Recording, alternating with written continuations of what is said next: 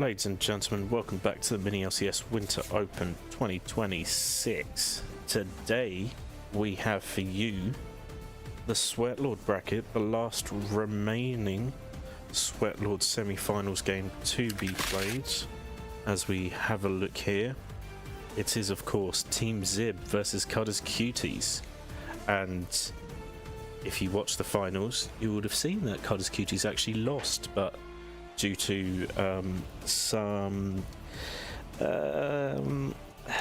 cheating. Yes, it's just straight up cheating. Mystery Inc got DQ'd, and so Cudders Cuties have gone through. And will they make it through now to the grand finals and get a third star for that piggy? We will have to find out.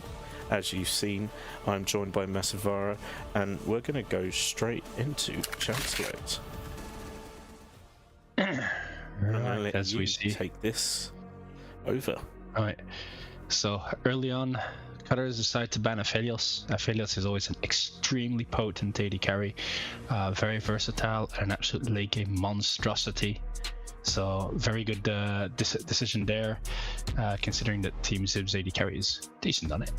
And then after that, it's the Ambessa and the Nico. Nico being very strong in the patch will be getting nerfed next patch, whereas the Ambessa is just, she's a terror both in jungle and in mid and in top. Can even be played in mid, so big flex pick.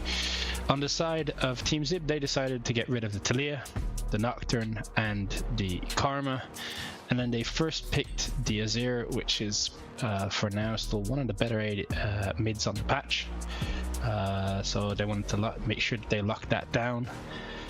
The answer to the Azir is the Orianna and the Monkey King. If you are going to go for an Orianna, you need to make sure that you have something that can deliver the ball to the back end. And what better than somebody who can technically stealth for a Wii dash and just reposition and catch everybody off guard than Wukong, the Monkey King himself. On the other side, it was then answered with a Jarvan and a blind Cassante, which will then trigger as a reaction the Rise, which, unless there is some really special shenanigans going along and this is an Orianna support, we would have to agree that on both sides they have locked in top, mid and jungle, and I am not sure that it is such a fun matchup to play Rise into Cassante, because that can go pretty hard for the Rise. I mean, it's range versus melee. Cassante is known to do percentage damage on his with his Entofus, but Rise isn't your typical stacker of HP, more a stacker of mana. So it's going to be interesting to see how that pans out. And then we, of course, are going to see the champion pools of most likely the AD carries get completely pinched. We see the Varus and the Ezreal, and then a did Team Zib miss a ban here, or because the timer is on the Cutters for their second ban, so this should be an interesting one. I'm not seeing anywhere in the chats that oh no, no. Well, sorry, I just missed out on something. It must have been a visual glitch that I just saw. It should be red side banning first and then blue side. So they're pinching out 3 AD carries already, considering Aphelios has already been pinched. It's 4. Now the question is, will Team Zib be like, let's double down on this and even slim that pool even more, or are they going to go for a support? The answer here being, let's pinch the AD carries completely. So 5 AD carries off the board for game 1 already. And it looks like the Cudders are thinking about Kai'Sa. Kai'Sa could jump over together with the Wukong, but I feel like the rest of the team isn't really committing in. So I think the alternative AD carry would probably be better. Yet they decide to lock in the Kai'Sa. So right now you've got Orianna with a monkey with the ball on the Wukong, and Kai'Sa going in for the backline. And I think that the decision to pick a Xayah here is an excellent choice, for a very simple reason that even if the Wukong decides to go for your backline or tries to group up and get an absolute massive amount of damage, it will make sure that you can technically have a chance at avoiding everything. And of course, Xayah gets paired with her lover, Rakan. We know that Xayah Rakan is an extremely potent duo, so that's a very smart choice for the team Zib. And in the Cudders Cuties, well, considering you've already drafted a fair amount of Engage, Rel kind of makes sense, because then she can jump in, Chaos Storm, keep everybody in place, which means that Orianna now has 2 people to put the ball on, being either the Wukong dashing in with his stealth, ulting and then seeing everybody get popped in, or everybody getting drawn in by the Chaos Storm from Rel, and then the Orianna ult coming on top. Both teams have made sure to draft fairly nice compositions. If you were to look at these, Aaron, is there any preference that you would be like to have? Or you're like, I want to play on that team?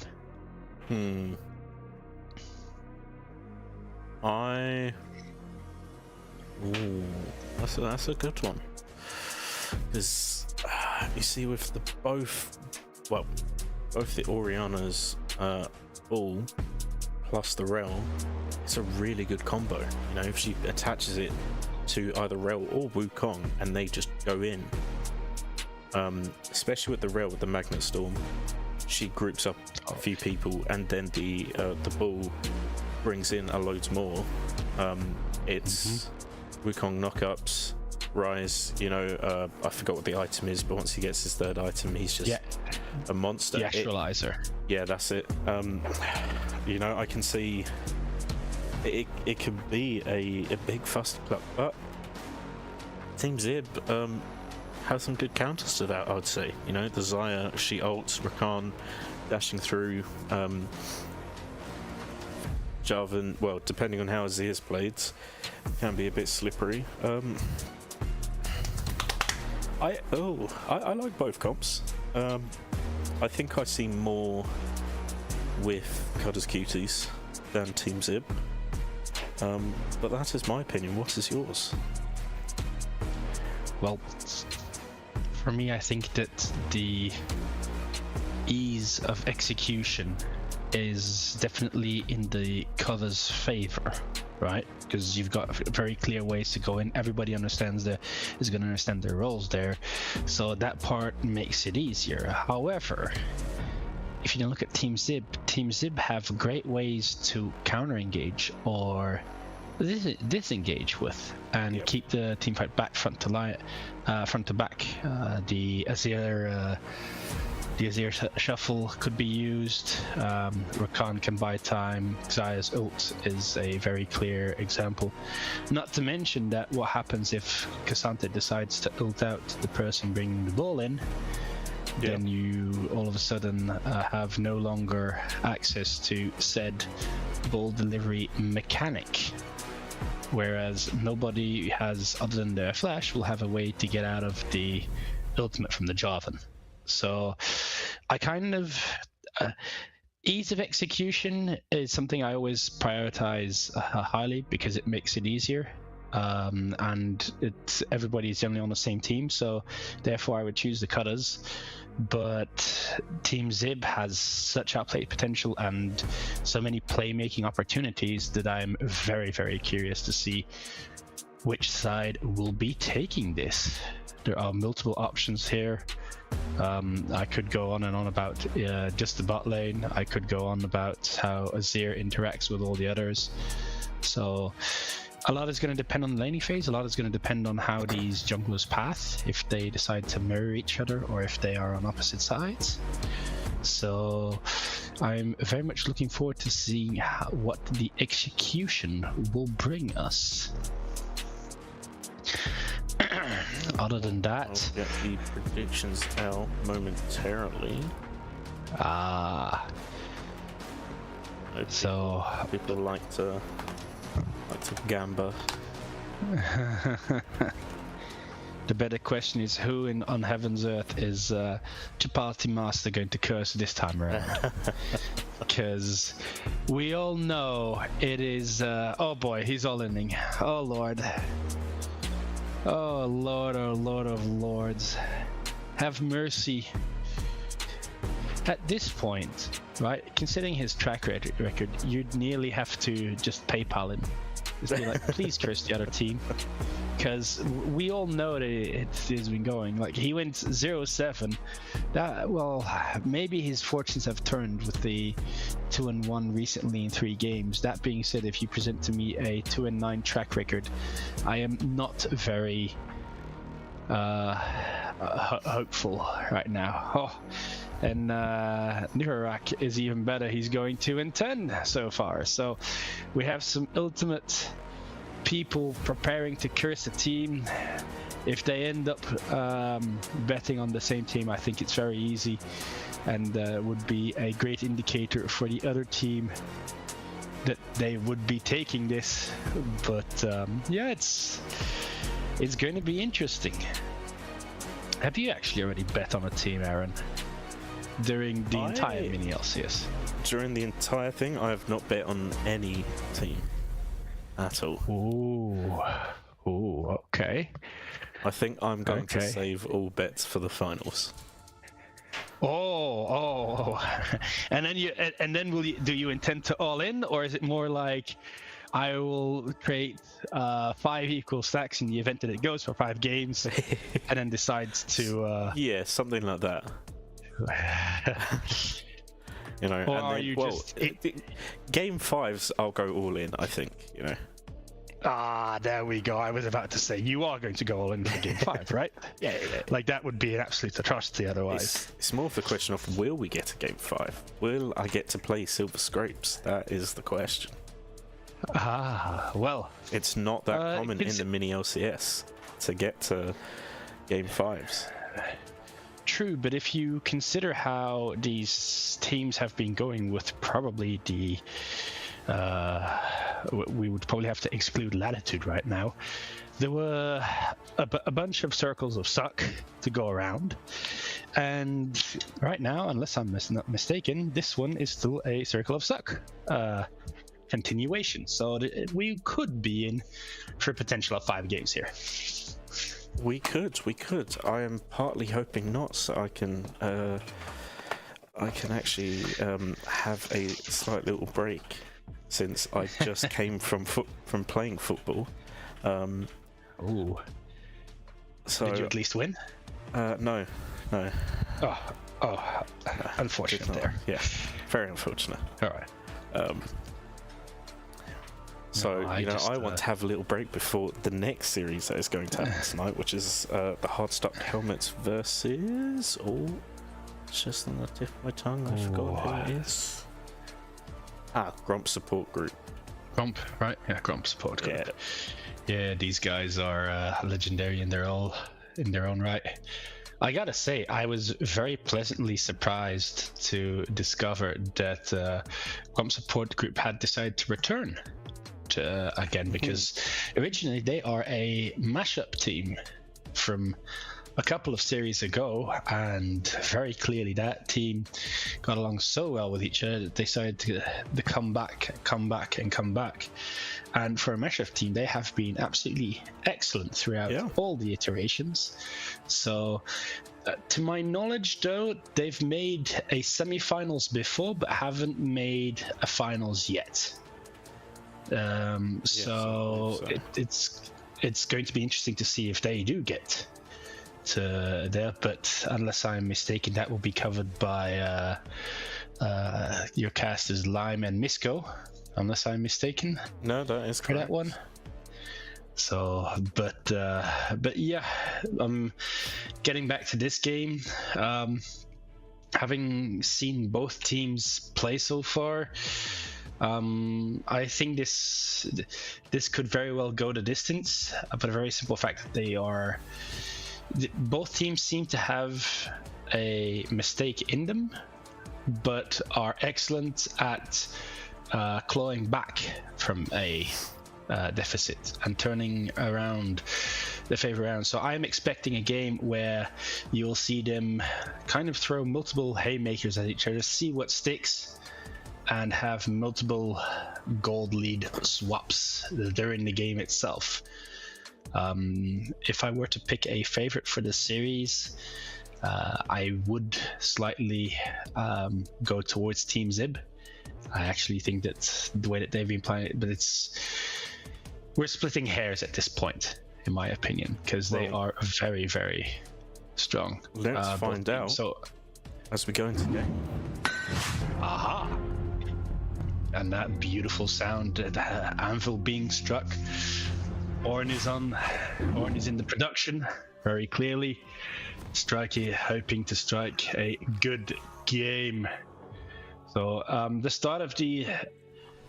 start, how they come out of the base, what will they adapt? Will they go for a cheeky little invade? Will they just take vision? Or are they looking for a standard 5-man defense? See, now, are invades actually worth it anymore with how the timers are? Well, in my opinion, they are. The problem being that... and looks like... Okay, Mysticless gets a classic DC instant reconnect. Invades are worth it.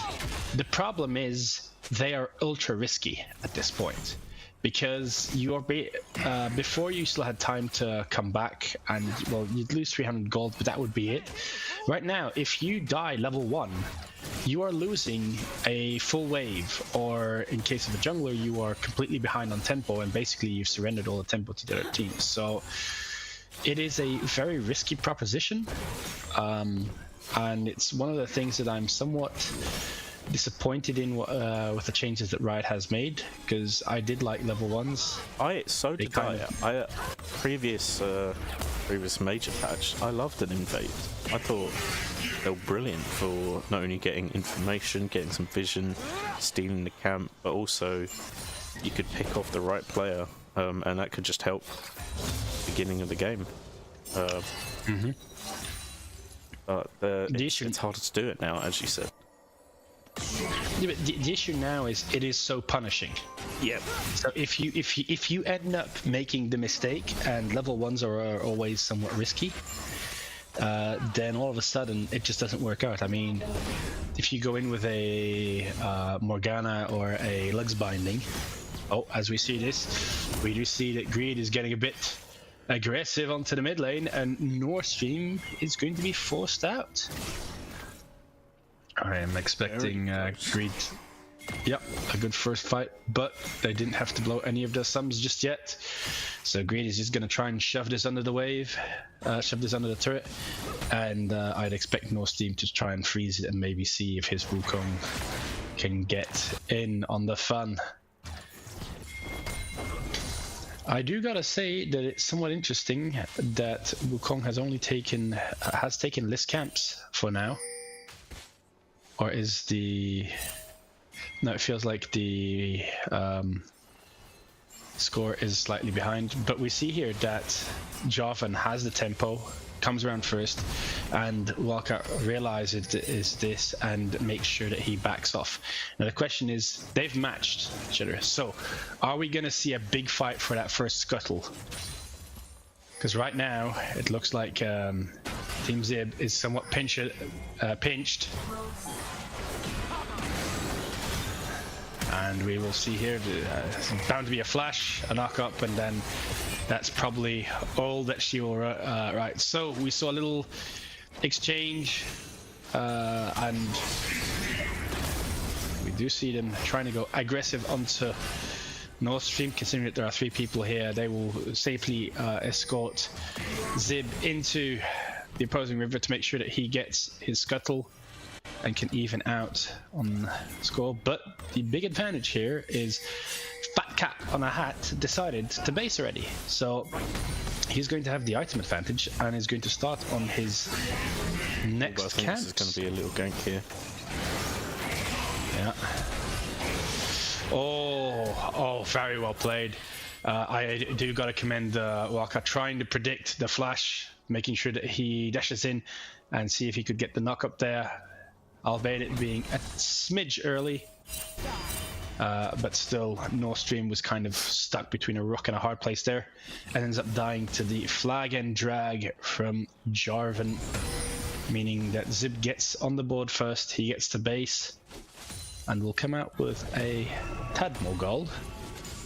But on the backside, Fat Cat on a Hat has a 2 camp lead, is level 5 already, and will have created a window for himself to potentially start the dragon once he clears these next 2 camps. Meanwhile, in the top lane, we do see a big attempt to try and trade here, and a very good trade from Monshine, making sure that Mr. Callisti eats a thing. Oh, and now it's all health has broken loose. All the sums are gone, and the question is, can Callisti find an angle here to still maybe ult, or is he just going to have to die? He's going to have to die. And meanwhile, we do see that, of course, Greed in the mid lane is just continuing his aggression onto North Stream. North Stream is trying to react.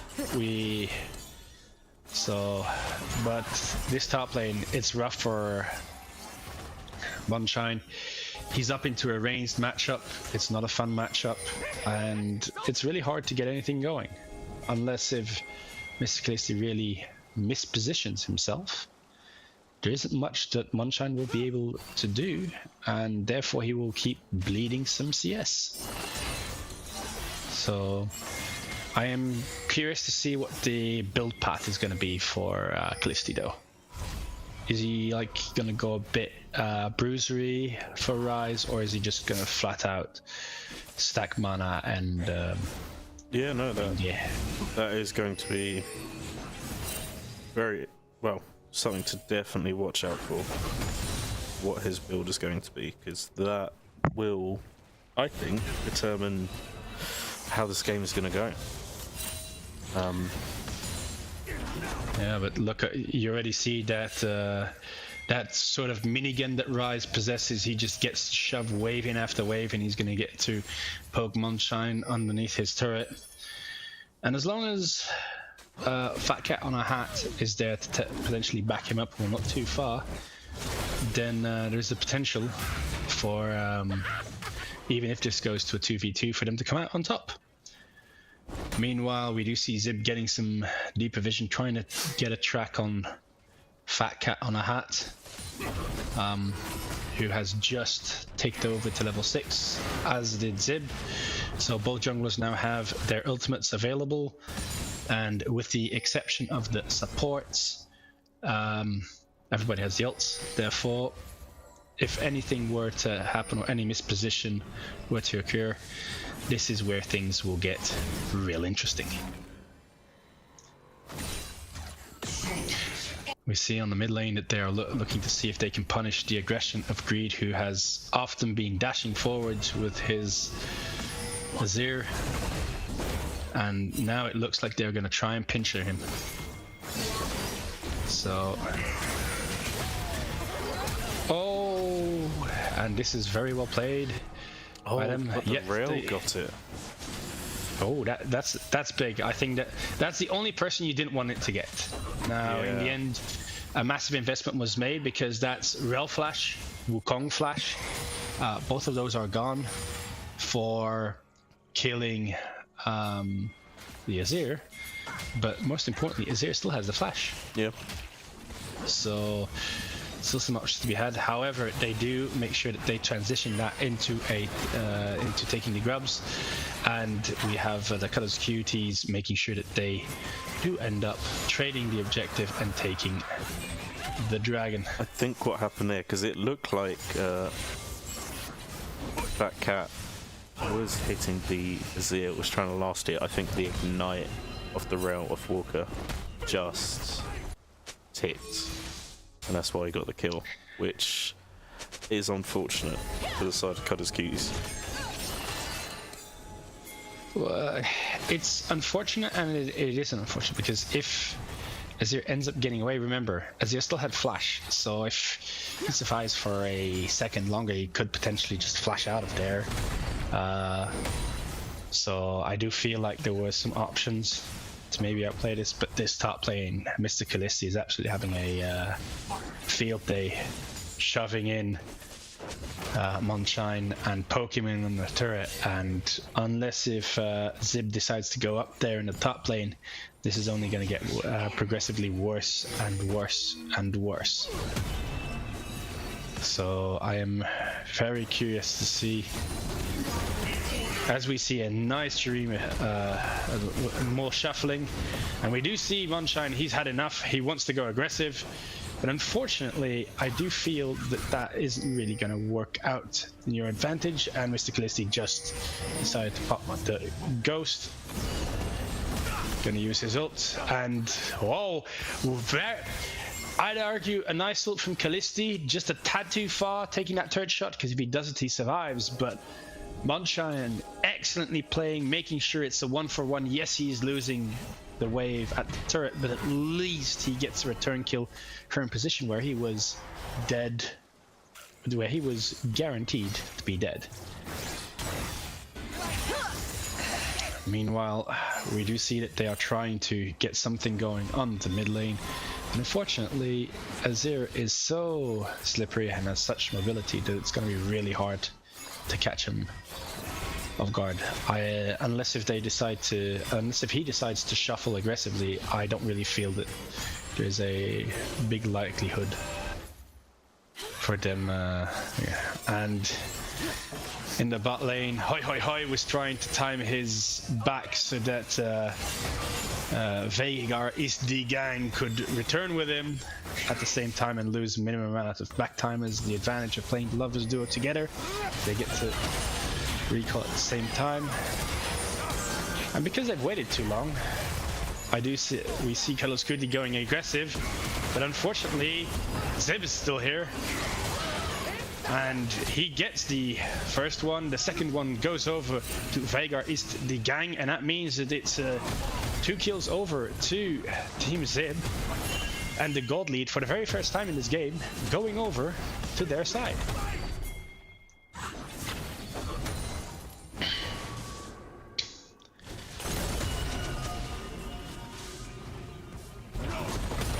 In the meantime, we see more trading in the top lane going on. Callisti trying to make sure that he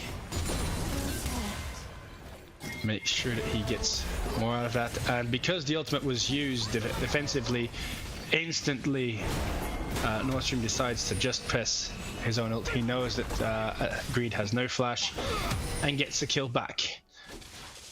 And now the gold is pretty much dead even again. As I say that, we have more fighting going on here.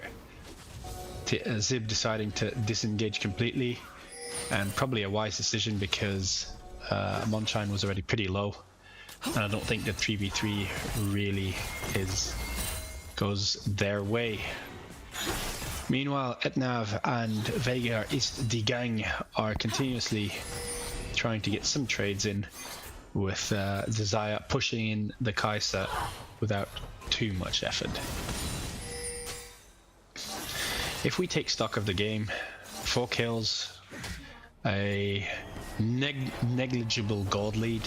However, if we look individually on the characters, we do see that Ryze has a significant gold lead over his counterpart, and that gold lead is maybe offset real soon, as we see that Ryze then decides to root the K'Sante. Meanwhile, we have fighting everywhere else across the map, including in this bot lane, where Fat Cat on a Hat is trying to go aggressive. And for now, it looks like, the quickening has been used by Rakan, And considering nothing was hit, this could very well be a return. And we see the ult coming in from Kaisa. Immediately goes down. We see Wukong chasing the Jarvan. And the big question there is, what the dragon had to be disengaged, and therefore the dragon is going to go over to the Cudders. Probably the worst case scenario. And meanwhile, look at this. We do see. There we go. Mr. Callisti does end up getting the kill. Munchan tried to flash to try to avoid everything, but unfortunately he's not able to, and therefore another kill over to Callisti, whose gold just gets larger, whose lead now is getting close to 2k. And with these couple of kills going over to the Cudders Cuties, we do see a 2.5k gold lead appearing in their favor.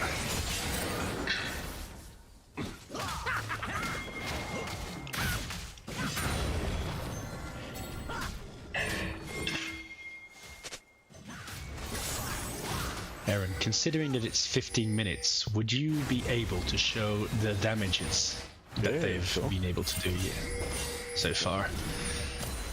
And wow, look at that. The solo lanes of Cudders QT are absolutely dominating the damage chart, also having created a significant lead for both for each other. Whereas for now, the Team Zib is behind. And this is most likely because we had their comp has more outplay potential, but it's slightly harder to execute. We also got to see the classic ward wars that goes on between both supports, where they basically are trading times removing vision.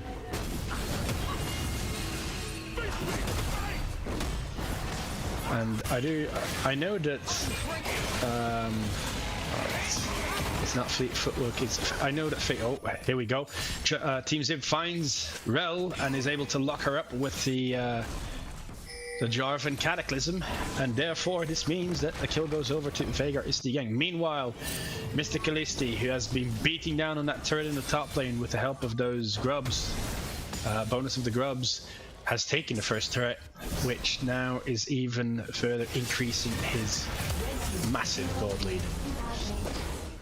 Oh, and Nord Stream definitely fancied himself a play there, trying to make sure that Greed got put away, and Greed oversteps. He overstays. He could have walked out there, and he ends up staying a bit too long, which means that the Herald is going to be summoned, and this means that this is going to be a 2-turret. Oh. Well, this technically should be a 2-turret affair, but the Cutters got a bit too greedy, and therefore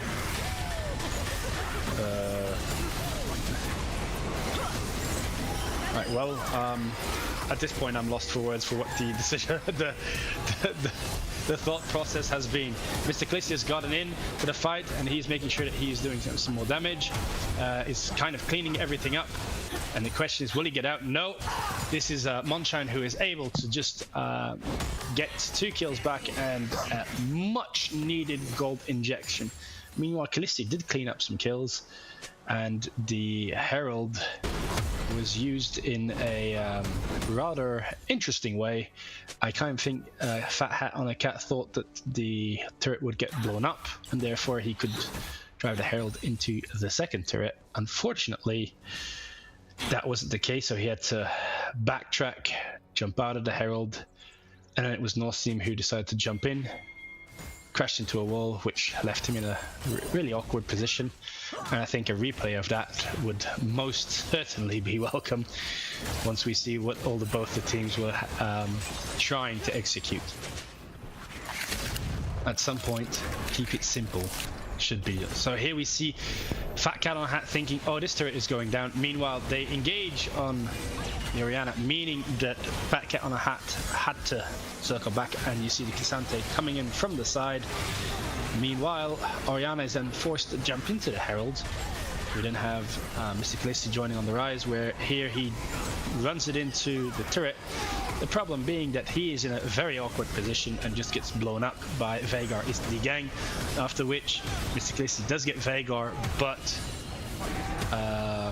and tried to get out with his ultimate.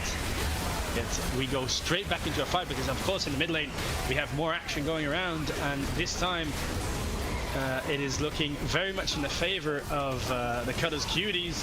We see 4 of them that drop, and that is just outright a clean ace across the board. Both teams decided to join up, and right now we very clearly see where all the gold is gone. We've got a 3k gold lead, or a near 3k gold lead in the top lane, which means that this is a full item advantage for the Rise. We have a 1.3k gold lead for the jungle, which is half an item. Another 3k for North Stream in the mid lane, so also an advantage, an item advantage there. And then Veigar Easterly Gang does have a significant gold lead over his counterpart, with Etnav still not having been able to get his first kill of this game. However, that just means that this goes on. As we see here, very well executed, and we get a Chaos Storm straight in the middle with a massive Orianna Shockwave. And after that, it is basically cleanup time. You want to make sure that you get as many kills out. Valiant effort is provided by Cassante, but unfortunately, Moonshine does go down after all his team just got absolutely obliterated. Does this mean that the second dragon went over to the Cutters? Yes. And that now with a near 6k gold lead, I fancy that they will be looking to move their vision up around the Nash to see if they can look for that. I do like what Team Zib has done on the back end, because Team Zib decided to basically get some deep vision, as we see another fight here with Rakan going for the quickening. And Zib is coming around, but I'm not sure you want to be there. He does end up putting down the ult. But here we go, and this is just more of the same. Oh, and there we go. Right, we get a triple kill for Etnav. The one person who wasn't on the board yet now is on the board. So everybody out of the Cudders Cuties has been able to pick up at least one kill. And that is not what you want to be seeing if you are Team Zib. I'm also slightly surprised that they went for that fight, considering that they have no blue vision in the bot side quadrant of the jungle. Meanwhile, Moonshine just can no longer lane against Mr. Callisti. That gold lead is 4k up. He's up 4k, and this is just going to get increasingly worse and worse and worse. And I'm not sure you want to be visiting this guy at this point, because I think that his damage is absolutely outrageous. We do see 3 people coming up top, and now the question is, will Waka be able to create enough room so that he could potentially escape? And look at that, 3 people invested in the top side, and Mr. Callisti still gets to walk out thanks to the backup of his entire team, which is absolutely fantastic. Meanwhile, I have been joined by the second caster here, who Jack has decided to grace us with his presence and will be joining me in this cast. So Jack, welcome, and I would say take away that last fight. Oh god. Alright, yeah, sorry. I was I was in the call for like 5 minutes, and I sent a message in vMix being like, intro me whatever, and then I realized you probably haven't checked that, so I was like, let me DM you on Discord. But it's all good. This is kind of a one-sided affair. From what I saw in the early game, it looked pretty close, and both teams are kind of looking to do the same things, right? They both want a team fight. They're looking for the 5v5s. You've got the Rakan and Jarvan for Zib, who are, as we're going to see in this replay, they're looking for the smoke, right? Jarvan is there on the back end, Rakan goes in with the quickening. But the problem is that they are so far behind that even with their engaged tools, Azir and Xayah are finding it hard to do much in these team fights. And so, you know, we see they do have damage though. They can win the fights if the fights are on their terms, but the enemy team are also trying to 5v5, and so, you know, with the gold lead they have and with the tools they have at their disposal, with the Orianna, with the Rel, with the Wukong and the Cyclone as well, you know, they have the ability to kind of turn a team fight into a bouncy castle between Magnet Storm, Cyclone, and Command Shockwave. So it's really hard for Team Zib to get back into this one, if I'm being entirely honest. And especially with how the top lane has gone here, Rai is getting a completely free lane up against the Cassante. Mr. Clisty, we obviously saw him, I would say, have a lackluster performance up against Mystery Inblasts in the quarterfinals. So he's got a little bit of something to prove in this one, as we're going to see a two-man Shockwave land here, get a little bit of damage onto that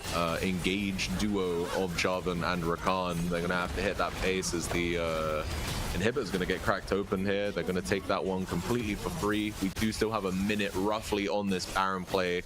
We're going to see the Hex Gates used to get both Rel and Wukong out of there. And okay, North Stream here looking to maybe get a little something. He wanted to base, but when the Team Zib members made themselves known, he had to kind of walk out that one. And I want to say that I think North Stream's performance in this game in comparison to their group stage game has been a stark difference, right?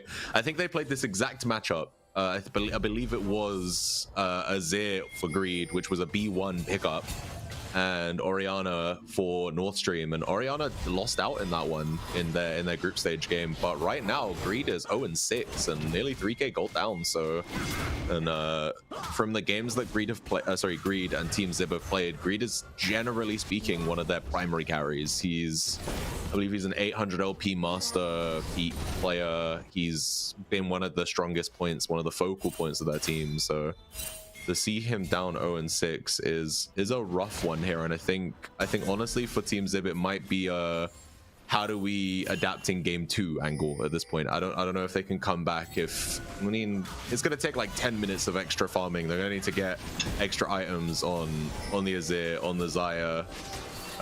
And even then, it's still an uphill battle. But Mahasvara, tell me, if you're in Team Zib's shoes right now, what parameters are you looking for to get back into this game? Try and break that 9k deficit. As you just described, it's going to be really hard. But the one thing you gotta try and hope for to see that happen, but with the two inhibs down, they most likely are going to group top lane, would have been to try and catch the people who still have shutdowns on them. Make sure you try and get those onto a priority target, preferably, but just get them, collect them, and see if you can do anything else. Because right now, that Rise has a 5k gold lead, and he is very much online. So I would say make sure you don't fight anywhere where the Rise is, but I don't think you have that luxury anymore. Because right now you need to at least have somebody clear the mid lane waves, and I think that you have two options to make a stand. It's either at this second turret, but I got a feeling that they might be forced to give this, or it's going to be when the Cudders Cuties decide to try and go for the end. So as long as I think that with the Cuties right now, they may have missed. I think they may have missed an opportunity there while Jarvan was mid and while Xayah was bot, that they could have taken a 3v5, but they've decided to play it safe here. And we can see Zib is hovering that side there. He's maybe thinking about something, but they're not gonna quite commit to it. And we have Baron up in a minute, so I think it's just gonna be resets and prep for the Baron here. I mean, you can do two things. You can either try and force it, or if there's an opportunity presents itself, you can go for it. Or the alternative is you can play it safe, take the Baron, worst comes to worst, you can still take the Soul and then just get to the rest of the base. But I think the Baron is all you're going to need to open up that last inhibitor, and as soon as the inhibitor turrets are gone, well, then it's really rough, because yeah, you can always hope to stall out a game, but if it's super minions and they're pushing them in, worst case still with Baron buff. As much as I like the wave clear on Team Zib, with this gold deficit, I feel like an engage would be coming out, and the Cutters would have at least 2 opportunities to get a deciding team fight. as we see here, they're instantly sending some people forward, and oh, that's big. That's already big. Nord Stream didn't manage to get Greed in his ultimate. However, the Baron, meanwhile, Rick is still gone. It's just Sorry, gone. Baron is still gone. Yeah, again, with the 8k deficits, and it's a 4v4, right? Both mid laners weren't nearby to really contest this. We see Greed is gonna TP in now, but Nord Stream is gonna match it. So they only had literally about 3 seconds of a man advantage there. And even with the gold leads currently in play, having that man advantage isn't that big of a deal. Like, awkwardly, I don't know if we can have a total gold right now, but like, you know, the Rise is worth 2 people with the gold lead he's got at the moment. He's sitting on so much. Veigar Istigang is actually the highest gold total in the game with 310 CS. So that is one kind of highlight here for Zib, I think. With everybody else being down, at least they have Xayah, who is a very protected AD carry in herself, right? Her ultimate allows her to play quite aggressively, but she just gets caught immediately with the Rel Orianna combo. Cyclone there in the backline as well, and Zib is going to jump on with the Cataclysm, but he just gets shredded. Like, nothing he can do there. Greed's going to throw out the Emperor's Divide to try and make some space, but Killer Instinct is going to come out by Etnavs, and he's going to chase down this 0-6 Azir. We're going to see what they can do. They are going to get that kill. Now I think it's just a formality here with 4 members dead for Team Zib. Going to see DCs come out from the mid laner as they know the game is done. Walker's going to emote as it's going to be the first game here for Cudders Cuties, and very, very clean gameplay from them on that 12k total gold lead here at 30 minutes. They're gonna happily walk this one down.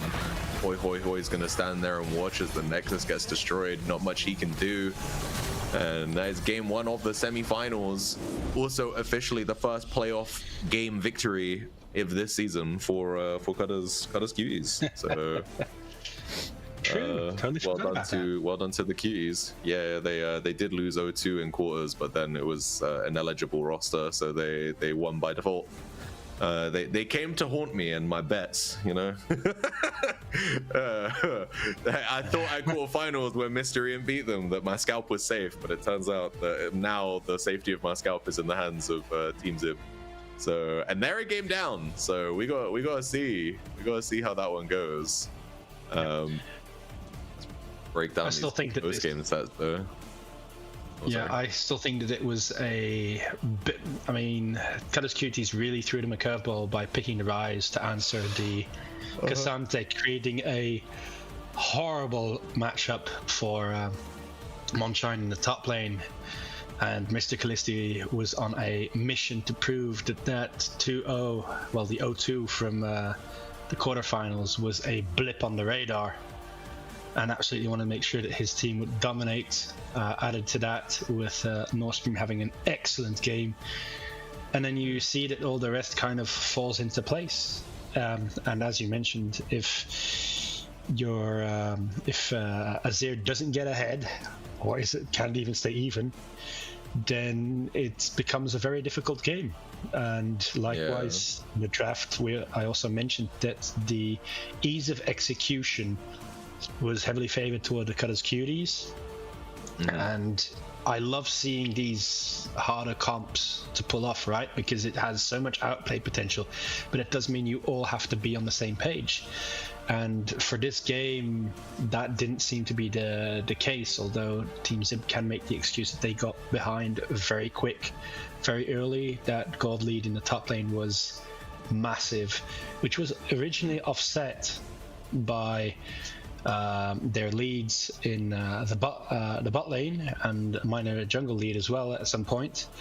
However, as soon as the 5v5 started to break out and the team started to group, which was the first one was about 14 minutes, you just see that the gold lead kept on expanding in the favor of the Cudders Cuties. I think for both sure, teams... but I think we should probably get ready to cut to a break here, so we can, you know, the both teams here have got a long day ahead of them. You know, best of 5s are an endurance test, if anything else, and so we want to see if we can cut to a quick break. We'll be back in about 5 minutes, hopefully with Game 2 draft in tow. So stay seated. We will be back as soon as possible. See you in 5.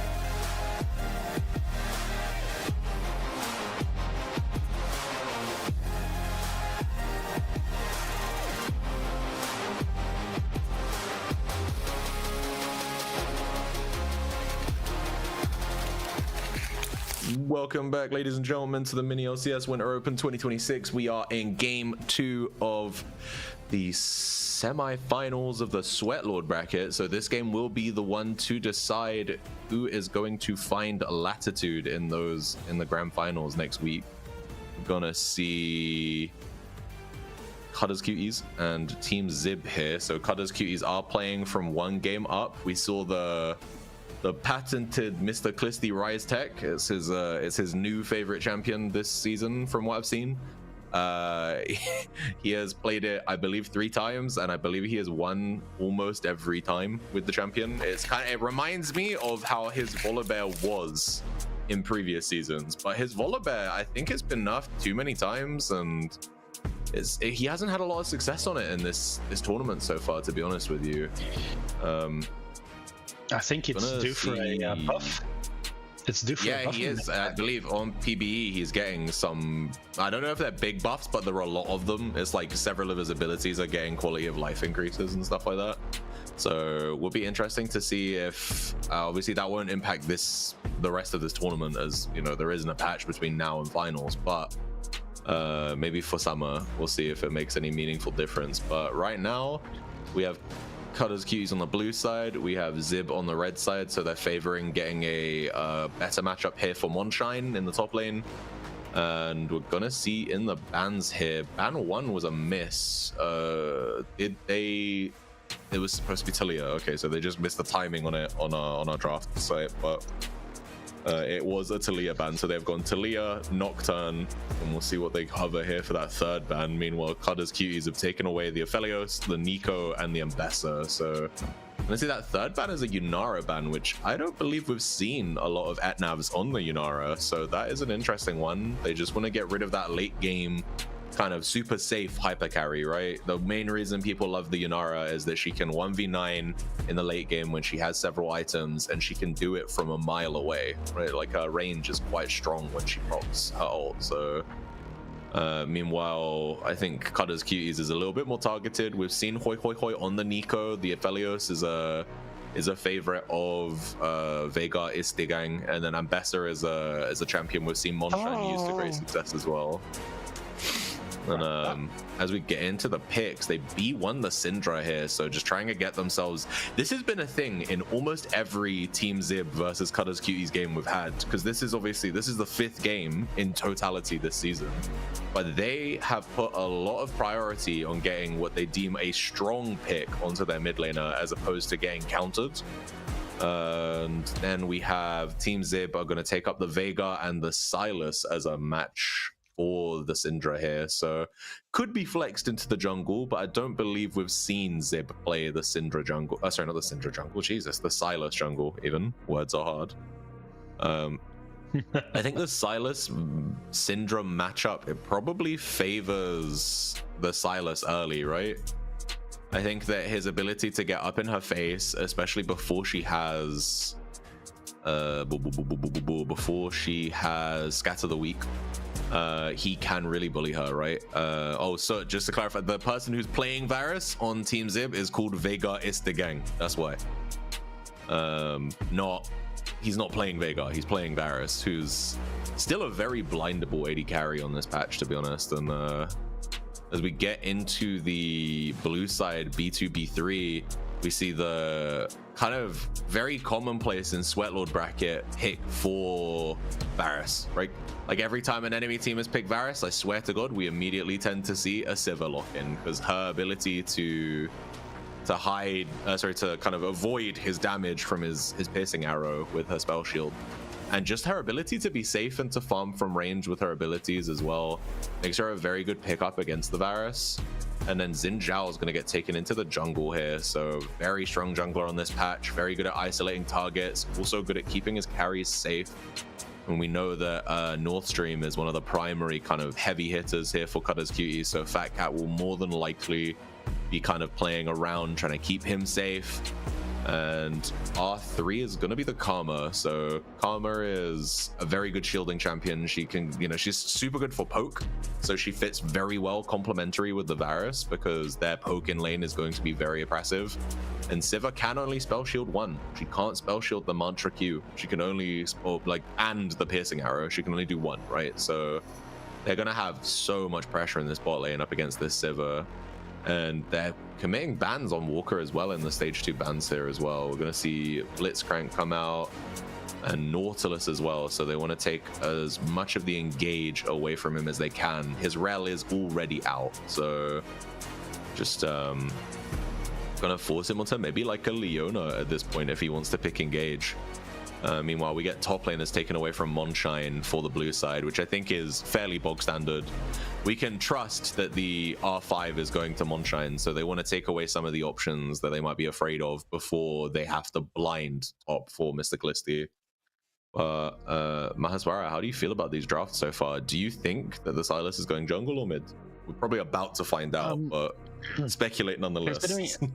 I would think that he would be going mid lane for the very simple reason that Syndra does extremely poorly against anybody who can really get up into their face. Think about her worst counters being Fizz, being Echo.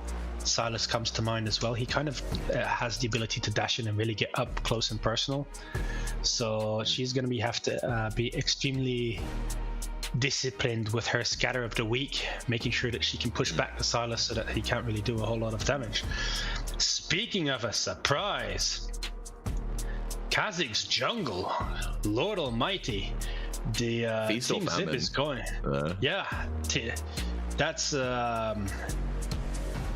a rather big surprise here, so it's going to be interesting to see how that goes. Other than that, I think that for the rest it's rather bog standard, and I think that the Lulu pickup for the Cudders Cuties is absolutely fantastic, because if Kha'Zix ever can get close to blowing somebody up, she has all the tools to just completely counter that, render that Kha'Zix completely useless, who will then just be sitting smack dab in the middle of the team.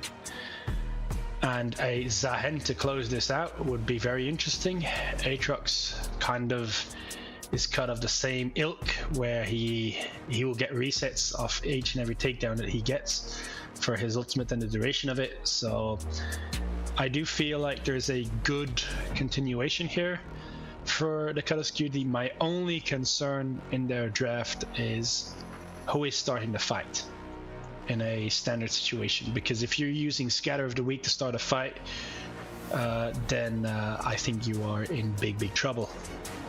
No, so I agree. I think that for the Team Zip draft here, they really need the enemy team to play into them. Although I will say with the Gwen pickup here for the counter in that top lane, both teams are severely lacking meaningful engage. They both have the ability to get picks effectively. They can land a stray kind of Aatrox Q or Scatter the Weak, like you mentioned, or they can chase someone down with the Sivir ult, for example, land the Q3 for the Zinjao. But those are all very inconsistent forms of engage. And on the other side, it's Chains of Corruption, which is really kind of more of a peeling tool for the Varus. If you have to engage with it, you leave yourself very vulnerable. They have the chains from Sylas, which can lock down one person for about half a second. And then they have the tether from Karma, which again, you kind of can't rely on it, because if they can maneuver out of her range, then they don't get stunned. And then Kha'Zix and Gwen bring 0 forms of CC, or 0 forms of hard CC, I should say. I think there is slows in Needleworks, right? I think when you hit the individual needles, it does slow, but like can't engage with that. It's meaningless. In this discussion, I think it's not super useful. So the only way I see this working out for Team Zib, but this is going to add another layer of difficulty to their, in my opinion, already rather difficult team comp, is if they get to fight in confined spaces, i.e.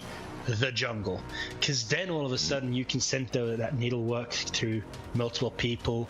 You can have multiple flank angles for both Silas and the Kazakhs, whereas you can keep your Varus relatively safe and fight front to back. Now, if you are team Cudders, I'm pretty sure that this discussion will be happening prior to the game. Is, guys, where do we not want to be fighting if we don't have full vision of everything going around? It is in the jungle.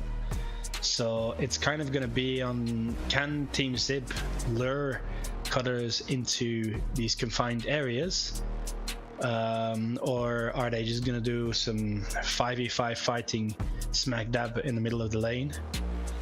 If I were to pick a comp, I would, despite not having any engage, I would very much prefer the Cudders Cuties comp. I think it's pretty straightforward. You've got Xin, who can split up the fight with his ult. Aatrox can get resets, and with Lulu peeling the carries, I kind of feel that Kha'Zix has been somewhat negated in efficiency. So I personally prefer, if I have to run one of these two comps, I personally prefer the Cudders Cuties. Whereas as a caster, I prefer Team Zib's comp because it has so much more outplay potential. It has the chance to be absolute starlight highlighting play after play. The flip side, of course, is if your big plays don't work, it kind of falls flat, and then what do you do? So I feel like the entire comp for Team Zib is a bit feast or famine, and we'll see how this will work out. No, for sure. I agree with you. I think that the Team Zib draft, I have so speaking of, by the way, we do have about half of the time left on the predictions. Predictions are live, so if you guys have Stimo coins, get those spent on this draft. See how your gambling, your crippling gambling addiction goes with the Stimo coins. But yeah, like you mentioned, I think that there's a lot of execution errors that can occur with the red side draft here. I think that Kha'Zix has got his work cut out for him because they have the Xin Zhao ult, they have Hugify, they have the Lulu W as well. Like, there are 1,000,001 tools that they have right now to make his life hard. But if he can go over those, then I could see a world where I think if the red side draft gets ahead early, you know, I think that they have pushing lanes like in bot and mid. So I think that Silas should be able to push and bully the Syndra early. And I think that Varus and Karma should be able to like push and bully Sivir and Lulu early as well. So there are places he can go, but they're going to have to find these angles. But when I say that, I want to point out that I think Team Zib have been one of the best teams at finding creative, aggressive angles. It's been a kind of recurring theme in all of Hoy's teams. So, you know, if we go as far back as Summer 24 with Pakara Brawler, then we had the team, oh god, Aaron, what was the name of his team in the last one? Was it Hypes' Camp? Yeah, Hypes' Camp. We have Team Zib here. There's a recurring kind of pattern, which is that these EU Nordic East players, they come with aggression. They kind of want to fight 24/7, and like, you know, they'll sometimes, that'll be to their detriment. But in comps like these, where I think they have the early kind of lead, like they, you know, even when the gold is ahead at that early game stage, I think that Varus, Karma, Silas, they bring more kind of power to the table than the Sivir, than the Lulu, than the Syndra does, right? They kind of want items, and I think if the game goes late, then it's very much Cudders favored. But if they can craft the lead in the early game with this comp, and they can get the Kha'Zix ahead, get Kha'Zix to a point where he can maybe take 1v1s with the Aatrox, you know, if they can put the Gwen up as well, put the Aatrox down as hard as they can, because he's the only person in my idea at like parity. I think he's the only person they might struggle to really deal with, but we're gonna have to see. As your predictions have just ended, so unlucky if you didn't spend your Stimo coins, but there will be more opportunities, at least this game, and then next game, if it turns out to be a 3-0, will you have a chance to spend those coins? But I'm hoping we have a bit of a series on our hands. I think a 3-0, we've already had 1 3-0 semifinals in the Sweatlord bracket. Obviously Perplexed Express up against Latitude. It was unfortunate that Perplexed Express had to field a roster of 2 subs for the first 2 games, and then by the time they brought Gekno in on the 3rd game, it was already a little bit rough. But I think that matchup also stylistically was difficult because both teams played through their bot lane, so whichever bot lane won was probably winning, right? And so unfortunately on the day, Humble and White Satin had their number. But here, stylistically speaking, I think that Team Zib and Cudders Cuties, they also kind of play through similar ways, right? Like there isn't a massive amount of focus on their bot lane. I think that Veigar, Istigang, and Hoi Hoi Hoi haven't really been the strongest bot lane, but neither is Walker and Etnavs either. And their main punching power comes from that top side. It's their mid, it's their top laner, Monshine and Mr. Clisty, and then Reed and North Stream are the kind of heavy hitters. So yeah, I was about to say that indeed it's mostly their top side. I'd say I'd even include the junglers as well, who have the bigger impact on these two teams. So either way, whoever advances into the finals, it's actually going to be fun because you're going to get a stylistic mismatch there. Either of these teams generally goes or seems to be going through their top lane or mid lane, whereas with Latitude, it seems to be very much favored for Humble and White Satin. But regarding this team comp, and there's one thing that I actually thought about, which I was like, that might be an angle. If you look at the Team Zib's team with Kha'Zix, you have a person who is naturally inclined to build Sanguine Blade. Is it Sanguine Blade? No, not Sanguine Blade. Umbral Glaive? No, the one that breaks shields, that does added damage to shields. Serpent's Fang, thank you very much. Oh, I was blanking on the thing.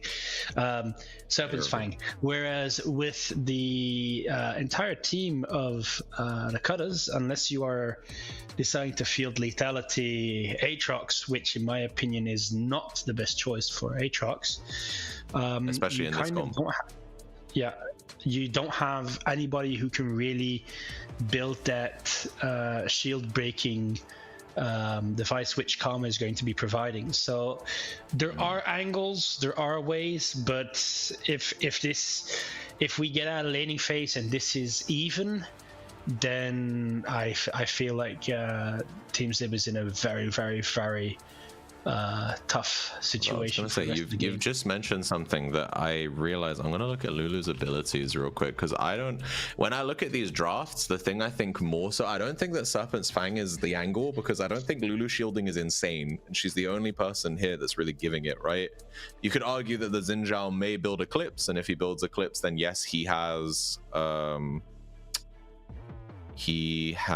what's the word? He has shielding, but I'm interested to see, does Hugify count as a heal, or is it just gaining maximum health? Because if it's negated, like if it's mitigated by anti-heal, then I think anti-heal is a must in this game. And I've been informed we are good to go into game, so we are ready whenever production is ready. But yeah, I think that anti-heal here is probably a must, just especially.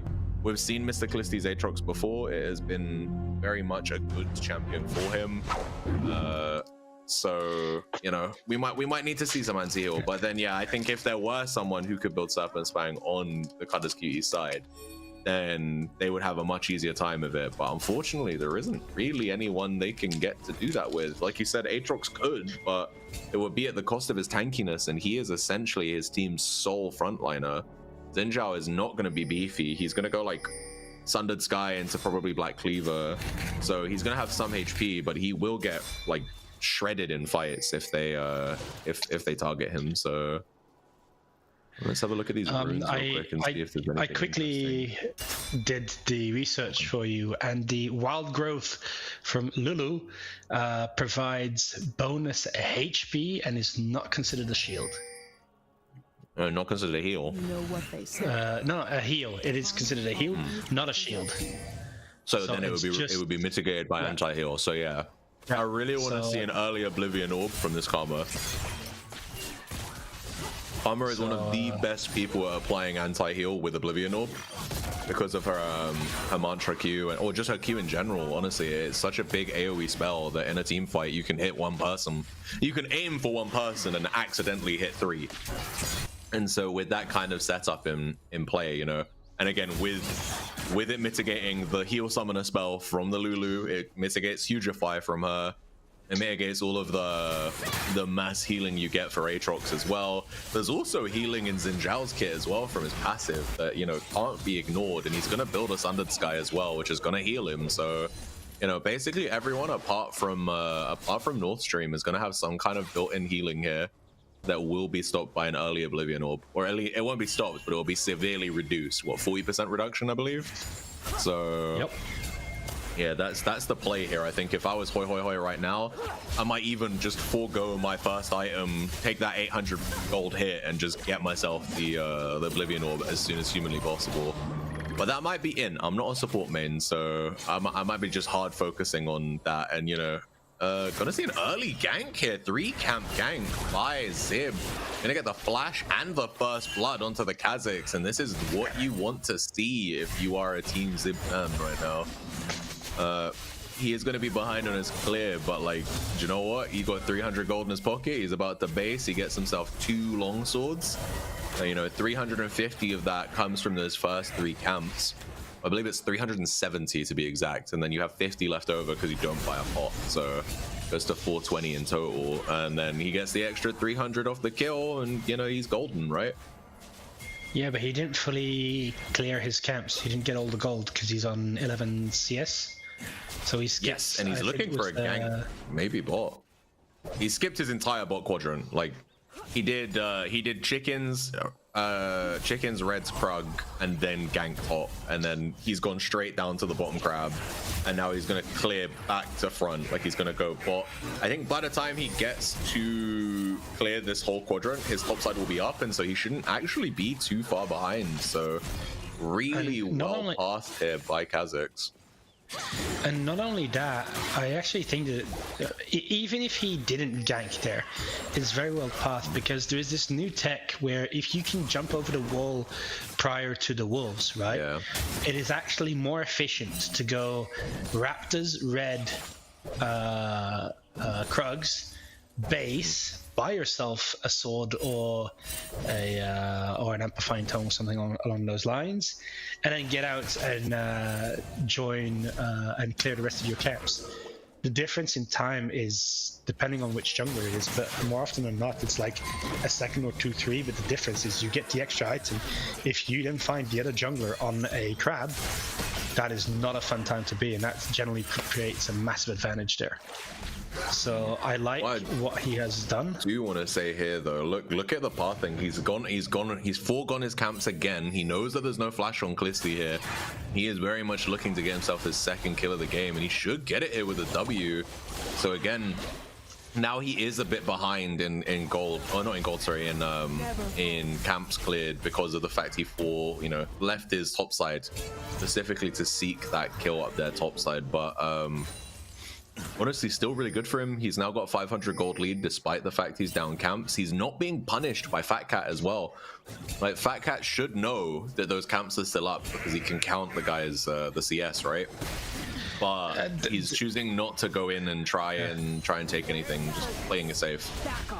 Fat Cat here should have, if he's invading anything, it should be the bot lane, and he should have noticed that blue buff wasn't taken, because you know that for the first gank you've done 3 camps, and you gank, you only had red, and on a second time on the return gank he has no blue buff, so you know that blue hasn't been taken, so you could very well have invaded him here and set back the timer. That being said, Fat Cat on a hat is looking for a gank in the top lane. Yeah, they might be able to find something here. They're gonna land the W onto Gwen. Gwen is holding onto her Needleworks, and she takes a good bit of damage. It's gonna come out as the gank is revealed, and ow, Fat Cat ends up taking more HP than he was able to actually dish out, and really well played there by Monshine. Had to lose the flash in the exchange, but you know what? Overall, it's not too bad, and with the HP that he took off of Fat Cat, now Zib is going to be able to force the Xin Zhao miles off of that crab, and you know, even his mid laner is hovering, so they're really looking to try and punish Fat Cat here. And considering how much gold is still on the table right now for the Kazakhs, being able to kind of strong arm his way into the enemy jungle with the item advantage he currently has, you know, yes, there is still a lot of money for him to take, but he's going to take the enemy stuff first. Reminds me of like old school Diamond Proc vibes, you know? But there's still a lot of camp now you're just showing off. Now you're just showing off, reminding everybody about the man, the myth, the legend himself. I've been around for a long time. Jungle I don't know what to tell you. That's my goat. Old school Moscow 5 was my favorite team. Well, between them and CLG EU. Before it became Alliance and they lost to fucking Kaboom, bro. Well, that was a regional disaster class for anyone that was around. Was that 2014 or 2015 Worlds where Alliance went as first seed and they lost to Kaboom? God damn, it was a long time ago. But either way, yeah. Love Diamond Frogs. Great job. That was good flash burn there. That was 2014. That was 2014. So okay, cool. You're really rolling back the years here. Yeah, only 12 years ago, guys. Don't worry, it wasn't that long ago. Not that bad, right? Massive cope. Those golden times when EU would play with Kennedy carry as well. Oh lord. Oh god, the Reckless special. Jesus. So it's okay though. He's transitioned to a support and now had like top KDA, even though his like most played champion was Braum or something, which is kind of diabolical. But love Reckless. We love Reckless so much at MiniLCS that we have an award named after him. So you know, he must be doing something, right? What is the award? Let's get back on track. No, it's very clean solo kill there by Monshine. This is a stark difference from game one. Game one, at this point in the game, I think Mr. Callisti was significantly up on the rise, but with all the focus that's been put topside by Zib and Monshine being on a more kind of carry-orientated champion here, you know, on the Gwen, he has a little bit more agency, he has a little bit more damage. It's very good for him here, and we're going to see Cool the Hunt be burnt by the Sivir, who is all alone, and there are 3 members of Team Zib hovering. Karma's going to try the chase down. We see the ultimate flash be burnt out by Zib, but here comes Lulu for the save. Walker in the nick of time going to keep Etnavs alive, and that was a big cooldown burn there by Zib for no gain. And he is still down in CS. He has finally cleared some of his camp series at 58, but Fat Cat is finally punishing him for all of this over-aggression. He's going to get in that top side. He's going to get 3 of the 4 quadrants for himself, and looks like Team Zib are none the wiser right now. They're going to just accept it because, well, you know, all of their priorities on this bot side right now, so... but yeah, to clarify for you, the Reckless Award is being on a team that won the event without ever playing a game. You know how he got to pick up the Worlds trophy when he was on their academy team and played 0. He was their official sub for Worlds, but he never actually played a game. So that is what the Reckless Award is in MiniLCS. Which is also the reason why he doesn't get a spin, by the way. Yeah. But look seeing here. a good gank here by Fat Cat. They're gonna get a shutdown onto Monshine. A little bit of over-aggression from the Gwen. And a good little lane gank there by Zibzhao. Fat Cat making an impact on the game finally after about 10 minutes of the Kazakhs kind of running the show. And I want to say, because of all of the advantages in the kind of camp clearing department for Zibzhao, like he's been just kind of cycling his stuff correctly, been doing things as he should, and we see a nice kill there by the Karma onto Lulu. Walker was all alone on that tier 1 bot, ends up getting himself kind of caught in between 3 people trying to save the wave for the Sivir, and just goes down. But gosh, I forgot what I was saying before it. There are a couple of things that I would like to point out, right? We talked earlier about how Zib kind of needed to get a lead. To look where the lead is, the lead is currently on the Pharys, who is going lethality, which sure is good to poke, and in this team comp it makes sense, but I'm not sure I'm completely on board with that idea, because in the mid lane, and this is where you'd want to see a lead for Greed by now, it is still damn even. It doesn't feel like any progress has been achieved there. So I am, although Team Zib are clearly ahead in kills and have a 2k gold lead, I am somewhat getting concerned by them. No, for because sure. there is a timer on Look this. at the roaming here, though. So Monshine is getting collapsed on by Clisty and Fat Cat, but in the enemy jungle right now is Zib and Hoi Hoi Hoi looking for a play. But Hoi Hoi Hoi is going to get jumped on, and Lulu and Syndra are here to make something happen. They're going to unscatter the weak onto the Karma, and this is going to be a free kill. It's going to be able to get Mr. Clisty back in the game, to be honest. Feeding him that 300 gold, he was a little bit behind, but now all of the lead they generated in top side is going to be mute for that. So very good play there by Cudders Cuties to be able to punish the aggression. I've noticed a lot of Fat Cat's game in this game has been just hovering top and trying to get Luca into the game, and we see it's kind of paying off for him here as he gets the solo kill. Even under the duress of the ignite, he just has enough damage with the Q3 to just shut down the Gwen. Like, you know, Gwen is a very strong champion in a side lane, and later on in the game she will be a threat, but she doesn't have her Dusk and Dawn yet. I think that the laning is still favored for Aatrox, right? I think that he, especially now that he has his Eclipse, versus okay, Gwen does finally finish the Dusk and Dawn, so they both hit first light and power spike together. But he's also got a not a Merc Treads, he's also got a Null Magic Mantle in there now, so every single instance of Gwen's damage is going to be reduced by that 20 MR. It's one of the most effective 400 gold spends you can make, to be honest with you, when you're up against a champion like a Gwen or like a Ryze, for example. So having that extra MR, it will do wonders for your kind of survivability. And look at how aggressive Team Zib are right now. We're going to see Xin Zhao throw himself in. Hugify is going to get burnt immediately, using it for the knock-up. Although here comes Silas, and Silas has Hugify on himself. 4 men hit by the Xin Zhao W there, and he's going to flash in to get the knock-up, and they are going to finish off the Veigar.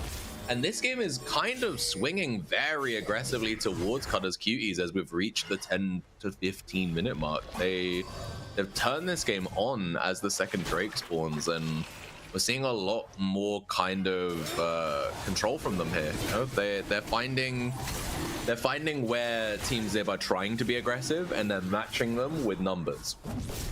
Like Syndra was there first, and Xin Zhao was there, and so it was just really hard for them to 3v2 bot lane when it's actually a 3v4. And if you were Nivariak earlier, you were like, oh, Team Zib is getting ahead in gold. I bet onto them. It's gonna look good for this game. However, right now, if you're Perplexity TV, you're feeling real good because this is starting to get back even. It's a 700 gold lead, which is slim to nothing. And not only that, we have we already agreed that if they don't get a massive lead, they won't be coming out. That being said, we do see the gank coming in on top lane, and they're sending everybody top at this point. They're not going to get anything though, which is super unfortunate. They all come through the lane, and the lane is not pushed enough. So they just can't pull him in, and then we're going to see, it looks like Gwen's going to get popped here as she eats both of the Q2 and Q3 from Mr. Clisty, who is now on a rampage. And then they're going to catch Zib out as well in the gate. Like, yeah, this is very much falling out of Team Zib's hands. We said they needed to have a lead early. They did have one, but they have thrown that lead very aggressively here. It's only 400 for them right now. And yeah, it's kind of rough, I'm not gonna lie. Even though the game is at parity, when their team comp is what it is, like we've literally seen in the last few minutes how hard it's been for Kha'Zix to find angles. Like in the early game, yeah, with his kind of cheesy level 3 gank, he was able to find some kind of a lead, but now even he was 2-0 at 5 minutes, and we're at 15 minutes, and he's down CS. He's still only got 2 kills. Xin Zhao's been a part of more kills than he has at this point. And he's down on camps. He still hasn't actually gotten his fully upgraded smite here, so he's finding it really hard to actually get some kind of placement in the game. But we say that, and Walker gets popped here, and we're going to see Silas start the engage onto Xin Zhao. Awkwardly, Silas is the only one hurting him right now, but it is going to be a shutdown. Awkwardly, the shutdown does go onto the Karma. But this is exactly what Team Zib need to get themselves back into this game. They got some gold onto the Silas. They're going to start the dive here, which is a very ambitious play, but they are going to get it. Zib is there as well. He pops the ultimate, and Barris took a couple turret shots to the face there, but not enough to scare them away from getting some plates here as Siva and Lulu finally show up to try and match the enemy bot lane. And 2.6k right now is the gold lead for the AD carry here. Veigar is the gang is trying his best in this one to see what he can get out of this game, but considering all of the early pressure that went topside, Mr. Callisti is 1.5k up on this Gwen, up on Monshine, and you know, he's got the Merc Treads now, which is doing a ton of work for him up against Greed and up against Monshine and also up against the Karma and Oi Oi Oi as well. We've got pings here from the red side coming in saying they want to start an engagement, but look at who's there on the side. We have Mr. Callisti and Fat Cat hovering in the side there, waiting for the engage to start so that they can punish them. Scat of the Week is going to come out here by the Syndra, but doesn't quite connect on the Karma. And Karma's gonna have to scoot out of the way as we see the Herald is gonna go off, and should just be an easy tier 1. I doubt they get more, although it looks like Fat Cat's going for it. They're gonna hover this, hover the Shelly down to the bot tier 1, and we're getting another gank here on top side. They do finish him, so that is really big here for Gwen. To get this Gwen back in the game, getting that kill for her is huge. She should be able to probably take tier 1 top as well. So we see Chris in the Twitch chat says Gwen will outscale eventually if game goes long enough. Yeah, she'll become a major problem if she gets her items. You're not wrong. But right now at 2 and 4 and still down about 400 gold, she's gonna shut that a little bit by getting that turret. She's not looking too hot right now, but we're gonna see the corrupted chains come out. Hugify has to come out onto the Siva to keep him alive. Eats the mantra Q as well, barely gets to walk away with his life there. Should be the tier 1 mid sacrificed as well for Team Zib to get all 3 of those tier 1 turrets down by the end of this exchange.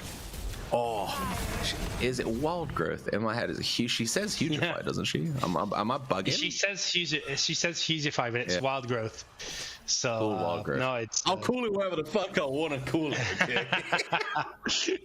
I thought I'd actually help you appreciate the right direction, but for the first 2 weeks of this tournament, I was calling Poppy W what the name for Jarvan's E was.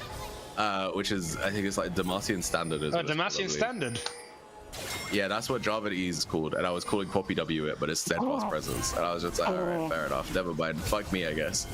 God forbid I know ability spells of people who, like, who knows what the Jarvan flag is called, bro? That's so random. Why is that in my brain? People just call it flag and drag.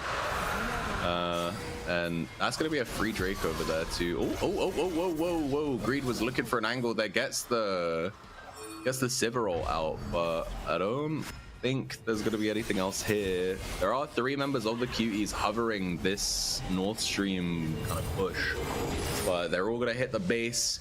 I think some of them would have been seen on that ward as well. Well-placed ward there for Team Zib to see the kind of bottom half of Cudders jungle there. And they still have that 2.5 gold lead. Can we have a quick look at the...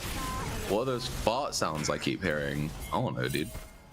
Might be the squeaking of my chair, maybe? I don't know. I don't know. Is this like some Yan in joke? I don't know. But as I was saying, can we have a quick look at the kind of gold graph over the entirety of the game? Because this is roughly where Team Zib were money-wise, yeah, like 10 minutes ago. So they've been able to win a couple big fights here, get a couple shutdowns meaningfully as well, and that's kind of brought them back to nearly a 3k gold lead. So they are back in control at least, but we'll have to see as second items are going to come in for everybody. Can they actually kind of close this one out? I think, because again, I feel like the Kha'Zix is going to have a hard time in this game kind of being relevant. He's 2-1-2 right now. He's not doing too badly. He's also opted for that Serpent's Fang, so you know he's got something for the shielding out of the Lulu here. I think it's also just because it's mega cheap as well. It's only like 2,400, so that's probably another reason why they've gone for it. You know, a lot of these lethality items are mega cheap. So, however, the one thing that you mentioned earlier, and I'm a tad surprised not to see it yet, was the anti-heal on a team. They have decided to opt to put it onto Moonshine in the top lane and not on the Karma, because the Moonshine has got the Oblivion Orb, which is a bit of a surprise for me. That being said, they really want in the side lane. He's constantly matching the Aatrox, so I suppose that's why we're gonna see Worldender burnt by both people here. Silas is matching him. I don't know if they have the facilities to finish it. Look at the heal off of that there. His passive comes in clutch and makes what should have been a 1v1 easy kill for Silas end up being a burn of flashes, or even just one flash even. I think Zib did do one earlier there as well, but Mr. Callisti able to outplay it just purely based off of the healing of his passive, and awkwardly there now Greed is in a very greedy position. He's gonna get caught out by North Stream, and he doesn't really have the mana to win this fight in my opinion. He does take the positive health trade there, and he's gonna probably walk out, so that's really good for him. He looked like he was in a bad place there, and he was able to kind of get out with his life, which, do you know what, given the situation at hand, I think is actually a net positive for him, and should probably reset soon. You see, he gets that blue buff, and he's just going to go straight back down bottom.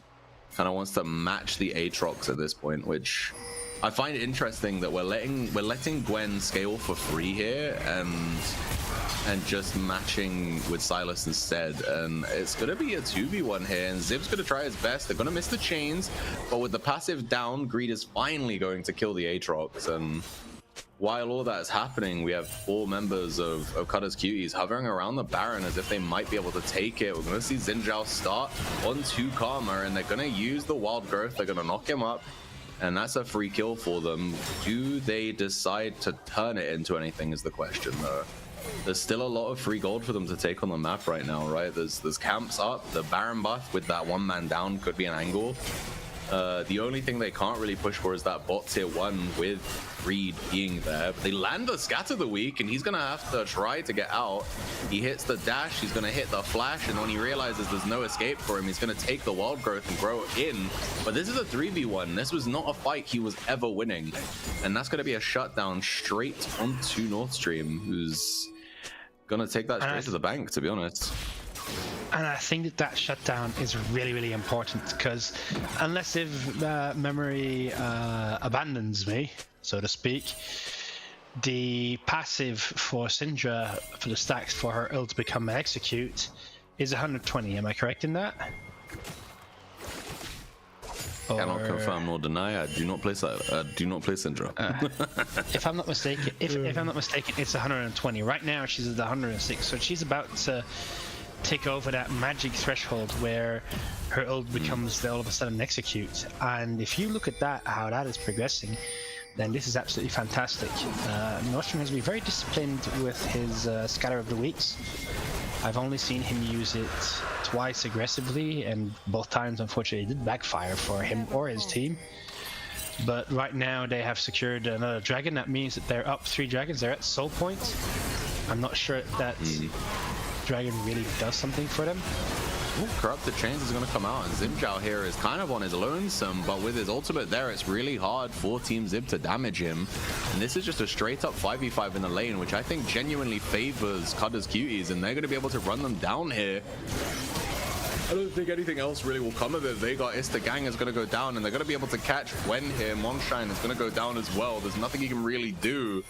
Can't stack his passive up enough, and he's just going to get run down in that jungle there, and that's going to be a free tier 2 mid, and I'm sure we're going to maybe hear some pings out onto this Baron here, because there's 3 members down for Team Zib, so what can they really do to defend it? Not actually looking for it, though. They decide instead to just clear out Zib's jungle and call it a day. We're going to see Mr. Callisti's going to go and catch the top wave. They're going to try and crash that tier 2 top. And not only that, the gold lead that was in favor of Team Zib, all of a sudden, gone. It's gone. Completely removed. Both teams are same thing. And we see Greed trying to get aggressive onto North Stream, but he just sidesteps everything. Nice Scatter the Weak there. Pushes Greed back, which he has been doing at a very consistent basis throughout the entirety of the game. So, and this is where, well, I am concerned at this point, because you needed the lead. I think for Team Zib, the comp is infinitely harder to pull off. You want to be fighting in the jungle, create those closed spaces, and right now, all the fights that you are getting are in the wide open, be it either in the river or in the lanes, which is a tad of an issue. So, and having a gold lead on Poke Varus is, well, it's useful, but the problem is that right now your team can't capitalize on it, because you're going to be doing the poke first off, and afterwards you kind of need it to come over the line. You need something to get to make sure that they're actually punished for it, and for now that is not happening. No, for sure, and with all of the healing as well, it's super hard, and we're gonna see Mr. Clisty comes in here. He almost one-shots that Kha'Zix right there, but with Monshan coming in, there should be a kill.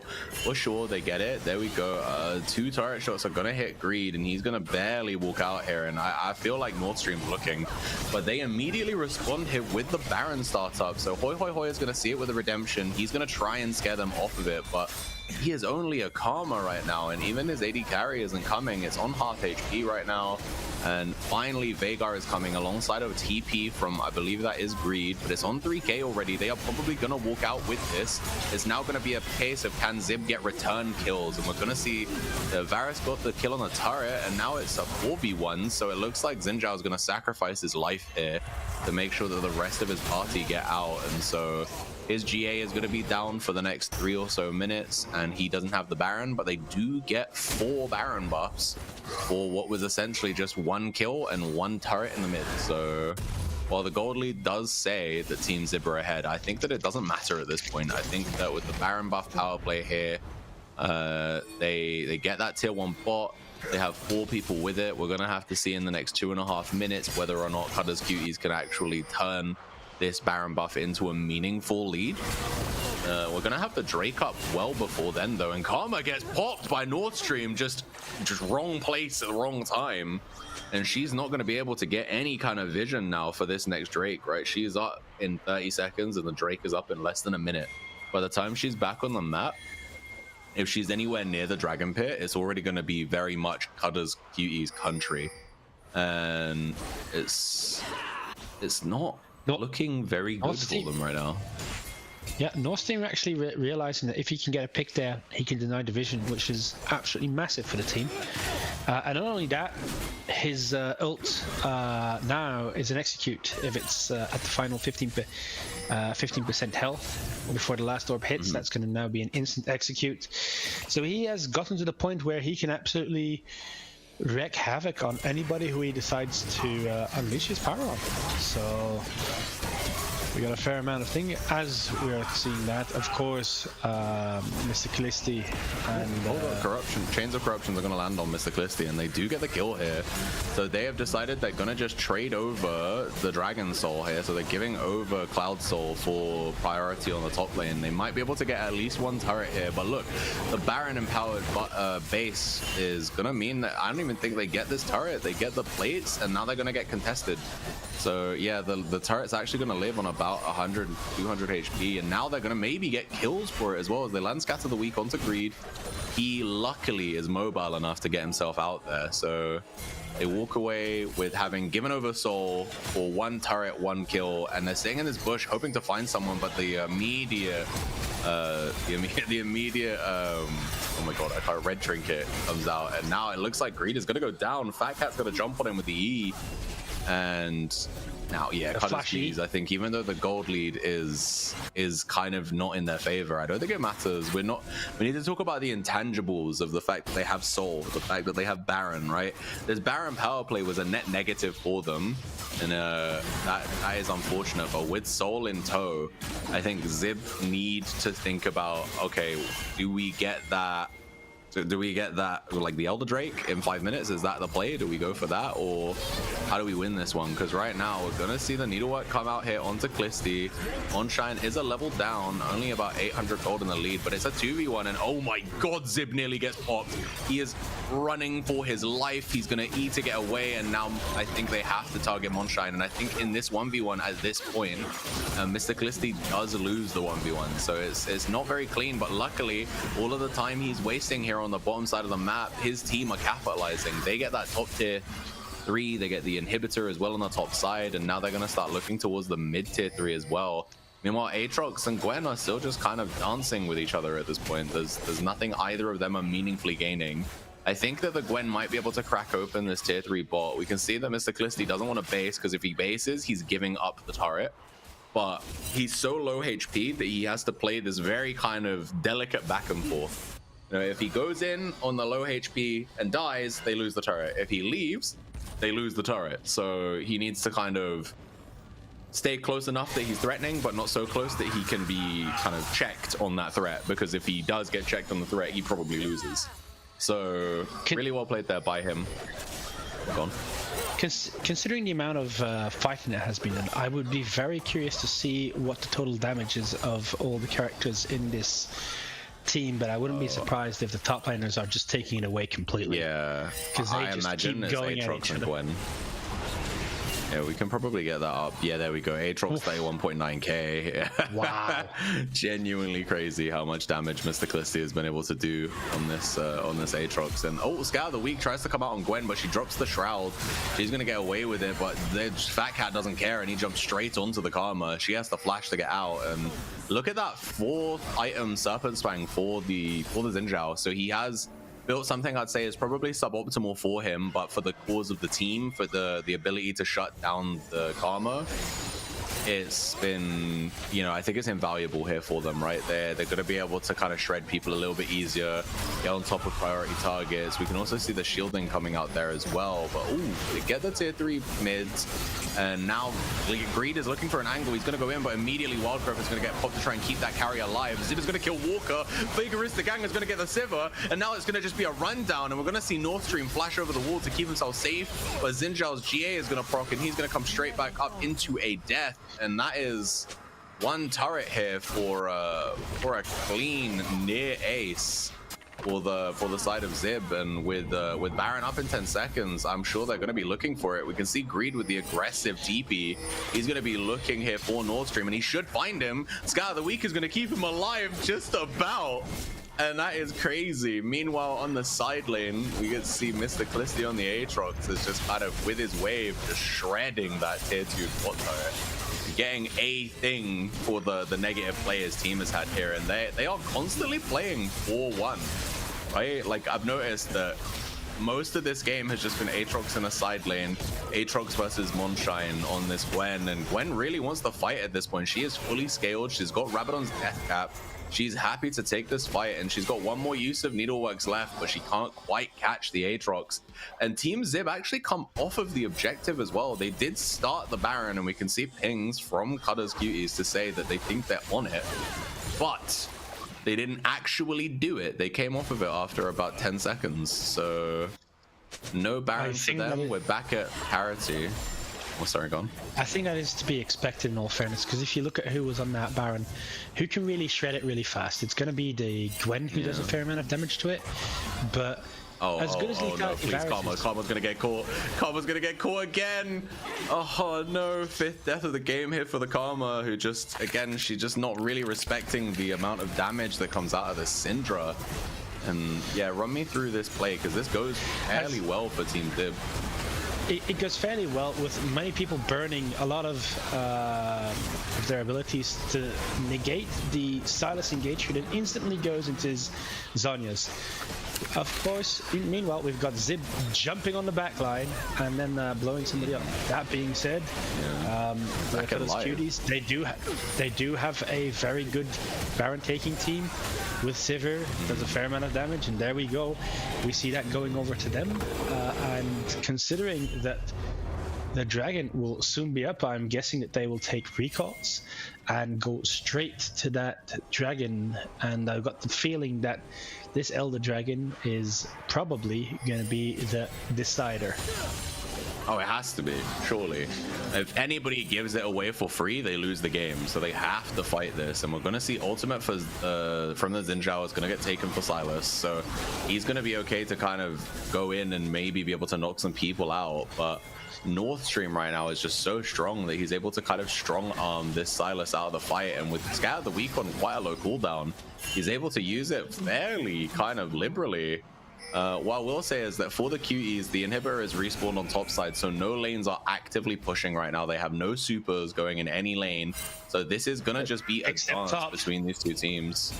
Yeah, there top has, oh yeah, I have one super. So yeah, there is one super at the top. Yeah. Somebody is gonna have to recall. And my guess is if they realize that somebody has recalled, they're just going to take this Elder and just go for it. So the question is... Well, they're already on it, and it's already on half HP right now. So we can see Siva gets a good bit of damage out. Silas is going to go in. He's going to pop the Xin Zhao ult, and they're going to just go for this. It's going to be a 50-50. Blue team are going to get it. And Cudders Cuties are going to try and take this one. We're going to see Aatrox is about to go down, but he's actually... I think he does... Oh, no, he's actually fine. Never mind. It was Xin Zhao that went down. And this should probably just be game. They have minions in both mid and top. The minions actually took the inhibitor themselves while the fight was going down, and look at Siva, he doesn't even care that that inhibitor is up. They're just going straight up for the game, and that's going to be game 2 straight to Cudders Cuties, and they're gonna take us to match point. And yeah, Aatrox got Elder there, so very well played by the Cuties. They take us to match point here. They got a 5.7k 5.7k gold lead off of the Elder Drake there, from what I saw on the little kind of overlay. But very clean gameplay, sorry, from the side of the Cuties. So do you think that game kind of went as expected there? For me, it was... I felt like the Team Zib did well on certain parts, but they had to, with their team comp, they had to be flawless. They had to get a lead and continuously grow it and grow it, which is really hard to do. Because being perfect is probably the one thing that you never are when you are playing League of Legends. So the Cudders Cuties were able to punish them a couple of times, get back into the game, and I feel that as soon as they couldn't take that Nash, there was kind of a big issue with their team comp, being they had to flip it for Elder, and in the end it ended up being a pretty big flip with Aatrox, the non-jungler, ending up securing the objective. And once you got that, everybody's grouped up, everybody's clumped up, a fight is going to ensue, and they ended up just absolutely wiping the floor with their opponents there and taking the win right after that. So I already said during the draft that Zib needed to get ahead, needed to be on the front foot, needed to be first on the buttload of things, and they just weren't. They crafted out leads across the board a couple of times, but they weren't consistently in execution-wise, gave up a couple of ways, and that just goes to prove that if you get the better teamfight comp, that you can win it out in the end. And this is twice that Team Zib have gone for the harder to execute comp, and twice that they ended up losing. So game 3, I'd actually very much hope that they just take well, you can either stick to your guns and be like, this is what we're good at, we'll keep going at it and we'll see if we win. But I think that maybe a better option is just take something very linear, very simple, get a game under your belt, and then see where you go from there. Agreed, 100%. But we're going to cut it to a quick break here. Let the teams kind of relax for a second, get themselves ready for game 3 here. You know, match point, it is do or die here for Team Zib and for potentially My Hairline. So let's see how they can come back from this. Maybe they do a reverse sweep angle, a little C9-3-2 reverse sweep angle. Maybe I'm coping, who knows? Let's find out in 5 minutes.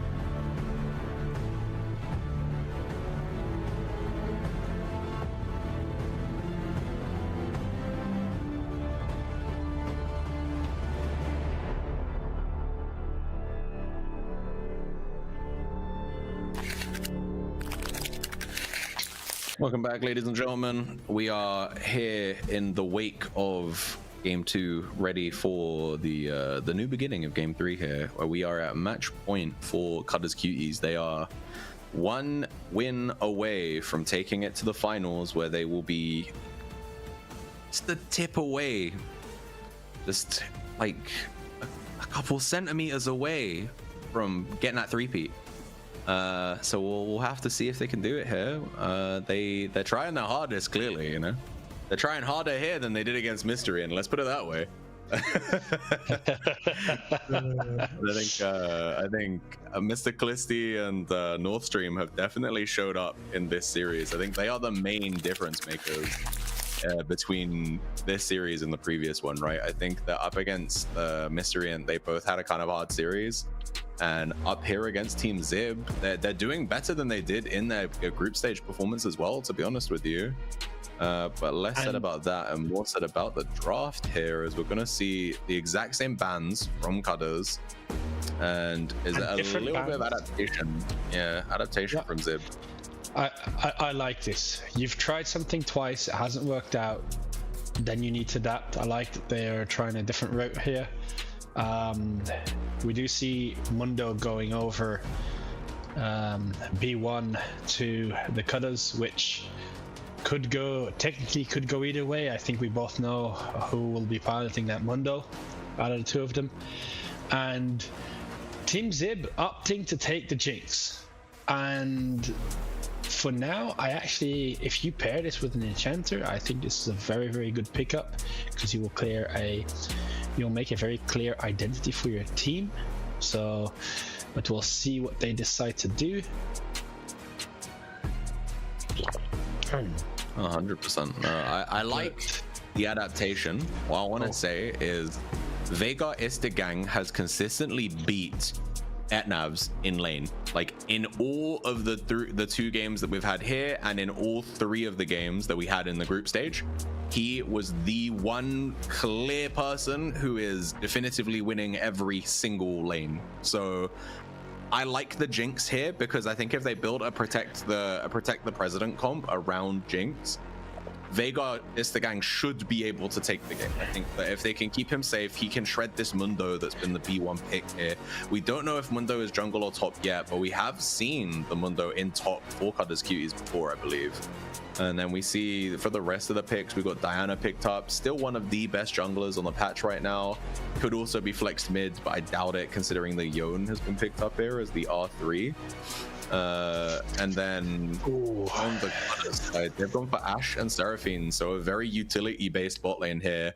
Big AoE heals, shields, CC off, like CC off the charts with the Enchanted Crystalline Arrow, with the ultimate from Seraphine, with the E from her as well, I believe, is a slow, and it becomes a root if you land another slow with it. So, you can use that passive to double it up and make it a root, which is really, really good.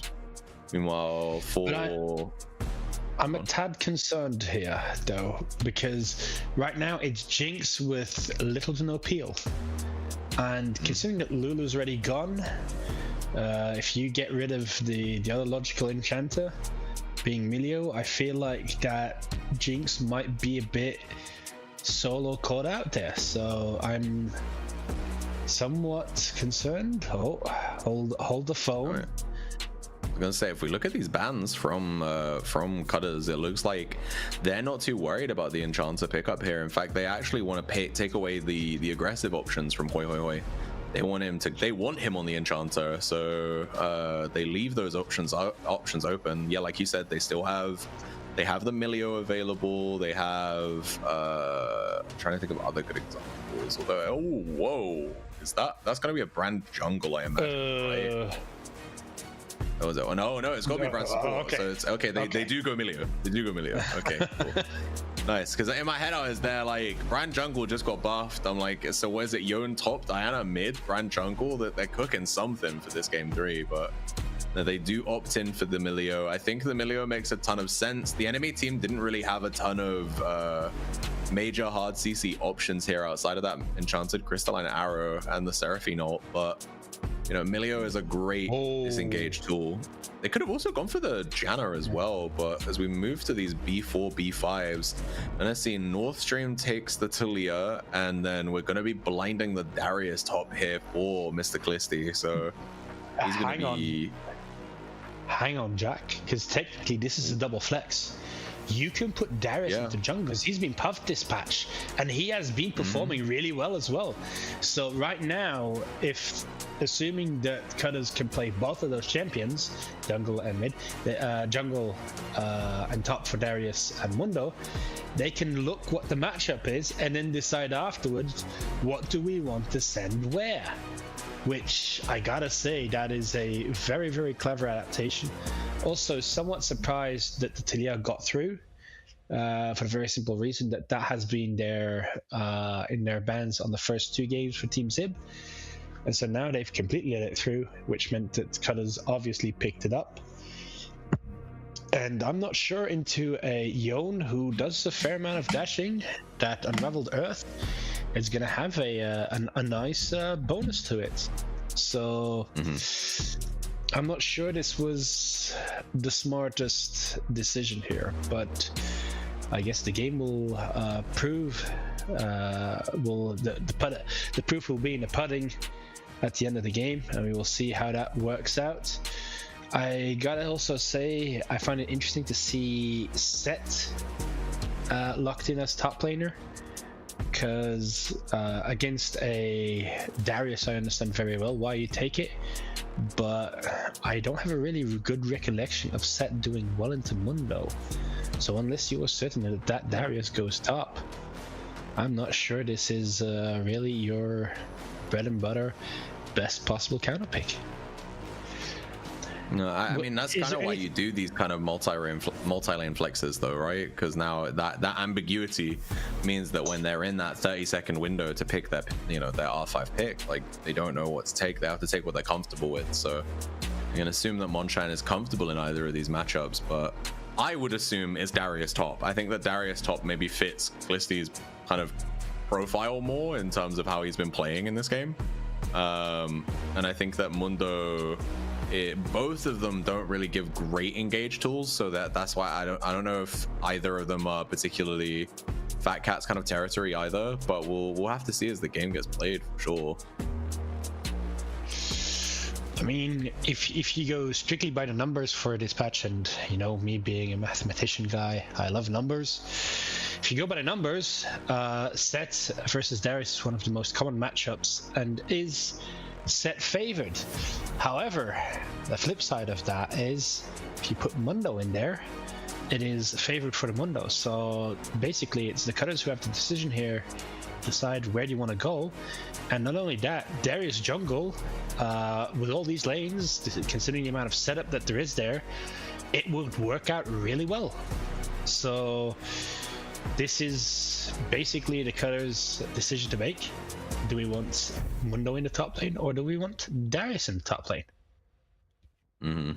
Yeah, I think we'll find out when they get into actual draft. So they'll be running through the champion selecting client right now, and they do have to put it in at least 20 seconds before the game is ready to go, so the enemy team will know who's going top and have time to set up their runes and whatnot.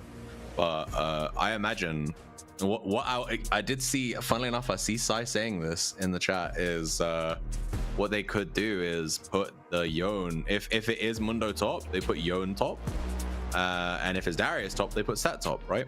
So Set into Darius, like you said, positive matchup for the Set, and Mundo into Yone. I don't know the win rate, but I know logically speaking it makes a lot of sense because they both want to scale, they both can't punish each other in the early game, and when Yone is ahead in the mid to late game, he will shred that Mundo. Like, there's no problem with that lane, right? So that could be an angle for them for sure, a little lane swap in a situation going on.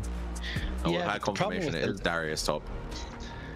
Okay, it is Darius top. Well, then this is a better matchup. However, I do like the idea of swapping everybody around, but don't forget, you lock them into a certain place with a quest, and let's go on the hypothetical here that it was Mundo top. If you put Yone into that Mundo top, yeah, sure, he will do fairly well, but don't forget, Mundo's going to get access to more XP, is going to out-level the Yone if you keep that in an extended matchup, and then it could potentially be flipped. There is a reason why top lane is doing so well. It's because it gets access to that bonus XP, bonus stats that you get onto all the champions. So I still find it a bit dicey seeing certain matchups, or you're trying to match up mid laners against top laners these days, just because of the massive level difference that you often see occurring fairly early on into the game as well. So no, for sure. Anyhow, considering that it's Darius top, it's going to be interesting to see how Team Zib this time have actually the matchup is skewed in their favor, and so they got to make sure that this works out, because otherwise there was no point in leaving that set until the last pick. I very much like what they've also done with their drafting decisions this time, Team Zeb, because they made sure that the value picks, because I consider Red Side to have two value picks, being the R3 and the R5 pick. The R3 you can protect Bannett twice afterwards if you really need to, and the R5, well, it's the ultimate counter pick. Both of those going on to the solo laners, I always think that that's a very, very good way to approach a certain draft. So I really like what they've done, and if they are going to start their comeback, this looks like a pretty good place to start. Likewise, considering the team execution and team fights, I actually think that they've drafted themselves a fairly simple way to fight, where it's Diana going in, ulting a couple of people with Yone following up, or vice versa. I think there are multiple options there to combine some CC. And if anything, if the Cudders Cuties start fighting into Team Zib, the turnaround with Set, I think that there are plenty of opportunities there. And this game, I think that it's going to be on the Cudders to actually create some positive situations with the Talia ult, divide the team up, and try and carve out some advantages. Because if you can't do that, then this could be a very, very, very rough game for you. No, I agree. Although one thing I want to say, my eyes are going to be very fixated on North Stream this game, because I think that a lot of these fights will be dictated by whether or not Diana can get priority targets in her ultimate, and if he can get the E down in preparation for the dash coming out of the Diana, coming out of the Yone, it's going to make a massive difference, right? Like, you don't want to, as Milio, you don't want to have to be ultimating to kind of cleanse the stun from Talia E, because it's visible and it should be able to be played around. But that they will be able to buy them valuable seconds here in some of these team fights. That Ashe, for example, is a champion where if you can kill her before she fully stacks her Q, she basically does no damage, right? But once she gets her Q, we saw in Winnie Hut bracket semifinals, not but what, 24 hours ago, I think. Vicky Mendoza, Poseidon played the Ashe to great success, where they couldn't get on top of him before he fully stacked the Q. He was shredding people, gliding, right? And so I think that if Talia's job here is to kind of allow Ashe to get stacked up and allow her to get the ball rolling, and then once she has the ball rolling in these team fights, she will be the kind of lion's share of the damage. Similarly, you've got the Darius as well, can buy tons of space for Ashe as well. Awkwardly, again, I looked at both of these team comps and think that I think the red side have a lot more tools to start fights on their own terms, right? They have like the Diana ultimate, which can start them. They have the ultimate from Yone, and they have the ultimate from Set. So those three tools are great for trying to start fights whenever you want to fight. Meanwhile, I think that blue side draft requires the enemy team to play into them more. Darius will have to come on a flank if he's going to find an angle where he can be the person starting the fight, and even then he'll have to probably pop Ghost and drag people towards him and whatnot. It's just a little bit less consistent, but what you lose from that consistency, you gain in damage, right? Like Mundo and Darius are two incredibly high damage champions. They're both frontline, but they deal enough damage that if they get kills in this game, and if they kind of balloon their gold lead, it won't matter that Ashe isn't dealing damage, or it won't matter that Talia isn't doing damage, because as long as they can find the targets in the team fights, they have the damage to actually carry. So, and they've got tons of healing as well from the Seraphine. Seraphine, even though she's the only healer on their team, she does a lot in terms of her shielding. It's all AoE shielding, so you know, the more 5v5s they take, the more shielding she'll do. Then there's also the healing that comes from the empowered W as well, so you know, she's nothing to be scoffed at. She could be the difference maker here in this game, but she's also a very easy target for a person like a Diana, like a Yone, like a Set, right? When she's like caught astray, she has no mobility. You know, we tend to see Walker play these champions like Rakan, like Rel, and they obviously have tons of mobility, and then he uses that mobility to roam and affect his his stronger lanes, as opposed to trying to get advantages for Etnabs in the bot lane. But Seraphine's not that kind of champ. You know, if you get caught slipping in the side lane, you don't have 72 dashes to get out. You're not beefy. You are a squishy little enchanter, and Set will destroy you, and Yone will destroy you, and Diana will destroy you. So, you know, it's going to be a different playstyle here for Walker. I think it's going to, you know, they're going to have to move more as a 5 deck.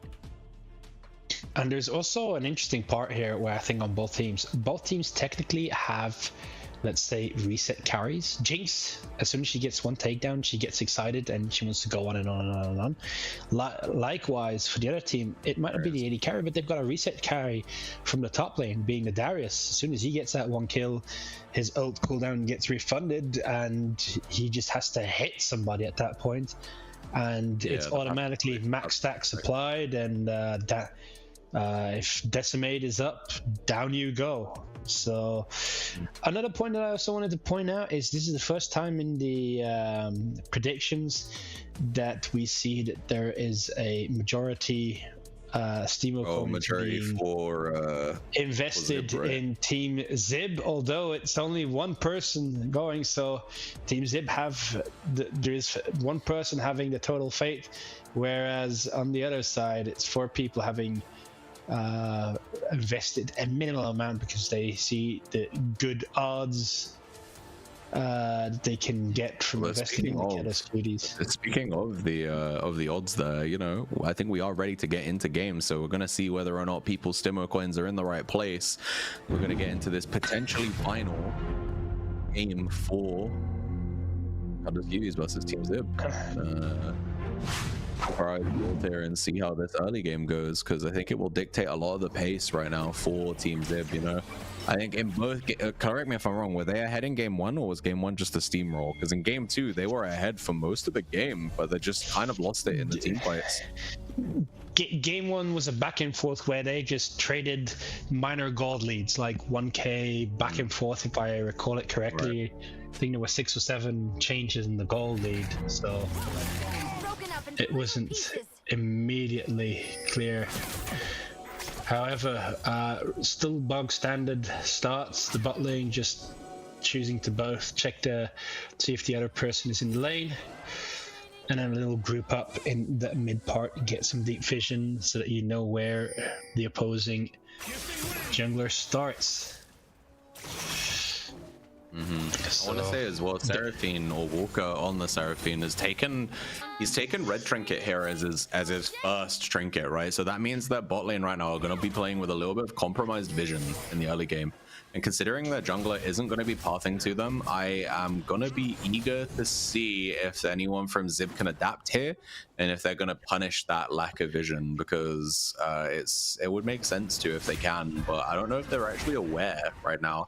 I mean, see both both junglers are mirroring each other, going towards that top side. So in about 2 minutes, we're probably going to see some kind of heavy skirmish around that crab between either it's not 1v1, it will be a 2v2, including the top laners. Maybe including the mid laners as well, depending on how aggressively they want to play this one, to be honest with you. I think Diana's clearing a little bit faster than the Mundo right now, but Mundo, he did the start where he's gone with chickens, Krugs into the buff, whereas Diana started on the buff, so her like cycling of her camps is going to be a little bit slower because of the fact that they're going to respawn about 15 seconds, I think, roughly later. It's a negligible difference, but it's a difference nonetheless. It's a negligible difference, you say, but the difference is that he's going to get his level 5 first, because right now he can just do his full camps, see if he can contest the scuttle. If not, he can obviously give that up, and then he can just go straight into his chickens, into his Krugs again, and that's level 5 right off the bat, which is a beautiful way to start. That being said, we do see Nord Stream is trading very well into the, and as we talk about Nord Stream, how about that, Mr. Callisti, even if the matchup isn't in his favor, ends up getting the first kill by putting the ignite on Moonshine after Moonshine used the haymaker. So I think that this is pretty big already, and I mean, he's already got a 13 CS lead as well. Like, it's really big for the Darius. Like, he shouldn't be winning this lane, and he is. He also chose to go for Ignite instead of going for the Ghost, so he's picked to go for lane dominance here. But let's see how this fight goes here. We're gonna see the Seismic Shove is gonna come out, and then Flash from the Seraphine, and they're going hard on this, but I think Mundo will eventually die, as Zib is gonna get that. But from what I can see, we were so focused on that early play top that we missed the fact that Diana was first on the crab, and that's what's culminated in this 3v3 play here in the mid lane. Which actually works out for Zib, despite the fact that he didn't get the crab. So he's now, and again, we spoke about how the Mundo could always just go to his chickens, but unfortunately here for him, Diana was there first. They got the kill on him, and he checked the camps, and he saw it was there, and so he staggers getting the crab, but he's ending up with the chickens. So he's actually up about 2 camps by the end of it, right? And yeah, I would be interested to see if Fat Cat wants to try and counter jungle as he sees the base, but it wouldn't be, his lanes aren't in a state for him to really do that. So the other thing that I was thinking of is, if you look right now, Diana is on 32, right? So that means that it is oh no, never mind. The math wasn't mathing for me for a second. No, it's, she did clear all her camps, because I was like, she's left something open. Well, she hasn't taken everything, just to speed up, make sure that she actually gets that. And you were talking about Fat Cat invading. Well, look who is invading. Yeah, really smart play by him to go there. He knows in his head where the Diana's going to be. So instead of invading the camps that were already up, he walks around, and by the time he gets to that camp, it is up. And so he is still going to secure that completely for free, putting himself close to at parity again with the Diana. So even though she has that 300 gold lead right now, it is almost exclusively based on the fact she got the kill, and not really about any kind of camp stealing here. So, and he's going to be able to do his topside camps with no contest as well, while Zib sees his chickens dead and is going to delay going towards his Krugs to see if he can find an angle on the mid lane. While nice damage here from Etnavs onto Hoi Hoi Hoi. Tries his hardest to get the kill there, but with no heal, just a little bit too much distance. Unfortunate there for him, and I think we should still, okay, never mind. The Unraveled Earth there disappeared for the Talia before Greed went back on this Yone. Mid lane though is pretty even right now, and we see Greed has gotten his tier 2 boots, and okay, a little bit of trading here in the top lane. We see Diana and Mundo are here, which means that realistically the only meaningful difference is the actual top laners, where Mr. Callisti is 1.1k up. He has a completed component in the Phage, so he's getting that extra movement speed. He's a little bit beefier. I imagine those 2 longswords from Set are going into a Tiamat at some point, but I'm gonna see the ultimate come out here by Set. Flash immediately from Talia, because she knows she's in danger if she doesn't do something about that. The Enchanted Crystalline Arrow from Etnavs actually does land on Greed to slow down whatever was going on in the mid lane there. But that's a big cooldown for the next Drake, no? Like, Drake is up. Drake should be takeable in theory by both teams right now. But neither team is really pushing for it, as we see Super Mega Death Rocket gonna miss as well. Everybody's throwing out their globals right now, trying to find a kill so they can translate it into first Drake, but nothing is landing for anybody.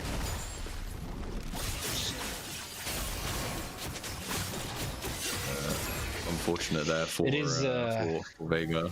It was somewhat funny to see all the globals go out. That being said, Munshine in his top lane, oh boy. Once again, he's getting that pretty... Oh, that's a kill. He doesn't have the ability to use W again, and that's just a straight-up kill there for the Darius. Yeah, considering this is a counter pick, Munshine is struggling. And this just goes to show that Mr. Callisti knows this matchup inside and out, because he gets his stacks and he's actually ready to just like walk away. And however, then he sees the haymaker being thrown and he's like, oh, hold up, wait a minute. He can't use his, can't get a massive shield anymore. So I can literally just ult and let the bleed on my stacks do all the damage that is needed. That being said, we do see that Etnav has stacked up all the necessary passive stacks. Oh no. Set looks like he's about to die in top lane again. We see he's getting chased out by Darius, but luckily the wall there is going to keep him safe. But look at where Fat Cat is right now. He's just up in Diana's jungle with how much priority and how much strength is in this top side right now. It's really hard for Diana to really contest, because like the Darius has the through line straight into the top side camps right now, and if Set tries to mirror him, he's gonna die. And so that's an easy red buff steal here for the Mundo, who is at level 7 now, so he's happy with his ultimate. Yeah, this is going to be another kill. He's holding to get the shield, but it's not going to matter. The bleed is going to be enough, and it's going to be a third death here for Onshine, who is having a really rough performance in this game. And yeah, I worry now for Team Zib that if Mr. Callisti on the Darius right now is he might take over this game. We mentioned it in the pre-game that it's like he's one of the better players for Cudders Cuties. He's someone that they tend to rely on. I mentioned it in the break, but we didn't actually say it on broadcast. But against Mystery Int, one of the main reasons I think they faltered was because Mr. Callisti faltered in top lane. Like, he couldn't get an advantage on Shosuke, and so they didn't have their strong top side, and they, Nord Stream didn't get leads against Mei. So but in this game they are consistently finding them, and they, even with the ultimate there, really good Weaver's Wall by North Stream actually gets him just out of the engage from Zib. Zib burnt his ultimate there as well, so it's an exchange of cooldowns and nothing more. Yeah, they at least get a plate here for it. Yeah, but the issue is, and this is what you've seen more often than not, if one of the top laners really gets ahead, there isn't really a comeback mechanic unless if the jungler can come in and absolutely turn around that matchup. However, right now, Mundo, Fat Cat on a hat on Mundo, look where he's shadowing all his lanes nearly continuously. He's going for some invades, but he's often shadowing the lane, and he's often there just in case that Zib decide to try and do something to get to Munshine. And right now, this wave is pushing away from Munshine, which means that he is going to end up being stuck in a position where Mr. Callisti can just completely freeze him out. Yeah. As a jungler, he's already down 30 CS, so it's really rough. As a jungler, would you? Hold on, because we're seeing, I think we might be able to get a kill here. If she gets excited, I think they get 2. Fat Cat is here on the side though, so he's gonna try his best to keep his bot lane alive, and turns into just an exchange of summoner spells there. So flash burnt by Veigar as the gang, flash and barrier by Etnav's, flash and heal for Walker. And once again, he's there to back him up. Oh, whiff on the wow, very well. Very well. I think they're going to be able to kill the Mundo here, surely. Surely he doesn't walk out of this. Like, that would be a criminal if he gets out here. He's on barely any HP. They whiff the Q there by Diana, but Zib is eventually going to finish off the kill here, which is good for Team Zib here. Sorry, what were you gonna say before that fight happened? Yeah. But once again, Mundo shadowing his lanes, making sure that he is there, and I gotta say, excellent shove by Nostin to shove Greed over while he was charging that ultimate, meaning that the ultimate then got displaced, and because it was shoved, there was no way that he could connect on anything. So that was an absolutely fantastic fight. Here I do think that Mundo got a bit too aggressive and immediately got punished for it. So no, 100%. Well, the fact they're able to drag it out there is huge for them. The only thing you regret is that you didn't get the kill on the Jinx, because the kill ended up going over to Zib. So that's the only thing the only minor regret that you'd have. Ooh, I thought that stun was gonna land there, but it actually didn't. And I want to say, I think that Etnavs is doing a good job in this game of keeping himself up. He is actually, for I think the first game this series, he's up 700 gold right now, which is mainly off of a CS lead and off of platings that they've been able to get. And Ashe has an easy time if she can volley for free of keeping the wave pushed, keeping it, keeping the pressure up on the turret. The only problem is volley has a lot of, it's quite high mana cost, right? So you don't want to use it too much. But if it can get you control of the lane, it's always worth it to trade it. And look at the item differential in this top lane as we see Monshine nearly gets the kill, pops the ultimate and is so close to it, but he just goes down. And that's terror. There's absolute terror there for the set, who was so close to actually getting himself a return kill. Would have been a shutdown, no less, but unfortunately, it just wasn't in the cards for him, and his first hit turret's going to go down as well. Now Zib is going to find Mundo on his camps, but your top laner is dead, dude. The Darius is going to come in. You're going to commit hard to kill the Mundo, and I think you should be able to feed that over. See, the Weavers will come out, but it is a little too late, and that is going to be Fat Cat punished regardless of how far ahead his top laner is right now. Just for trying to poach some stuff out of the enemy jungle. Yeah, but I still think it is very much worth it for the top side. Whoa! Oh, wow! Oh, Greed actually got that kill under the fight of the two of them. We saw Seraphine have to stand still for a second to pop that ultimate, and in the channel of it, she just loses a little bit too much HP. And again, for the first time this series, it looks like Greed is actually up right now. He's 1.1k up on the Talia. He's been playing around the Unraveled Earth and Seismic Shove really well, in my opinion. Like, the only time it's really punished him majorly has been in the that exchange with his ultimate, where he ended up kind of floating at the turret and doing nothing. But yeah, look at this 1v1 here. Set looks so close to killing. He gets him down to maybe less than 100 HP, but just the damage on the 4-0 3k up Darius, it's unplayable. And as we go back to live here, we can see that Yon is trying something, but there are 3 members here. Darius is here. You do not win these with the Darius in tow, and he's gonna drop down the guillotine, and that is that right there. What can you do? And yeah, with the top tier 1 turret being down, it's now on Darius to try and find advantages in other lanes. And if he can keep doing that, I think he's going to have a fine time, Darius is one of those champions that's really benefited from the fact that all top laners get given a free TP.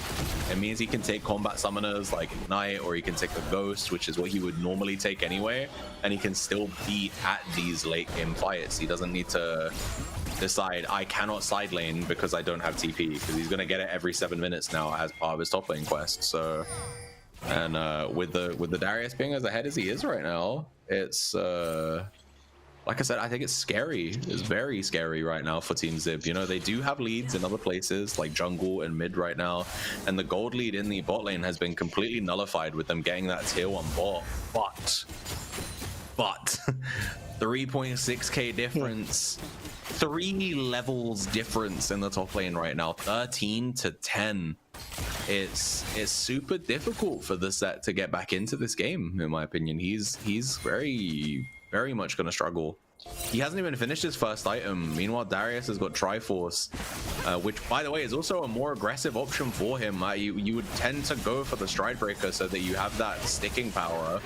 But, oh, we're going to see the next Seismic Shove stop the Fate Unsealed there. And then Mr. Callisti is up against 3 people, and he's going to just win the fight against them. We're going to see Jonas going to get collapsed on here.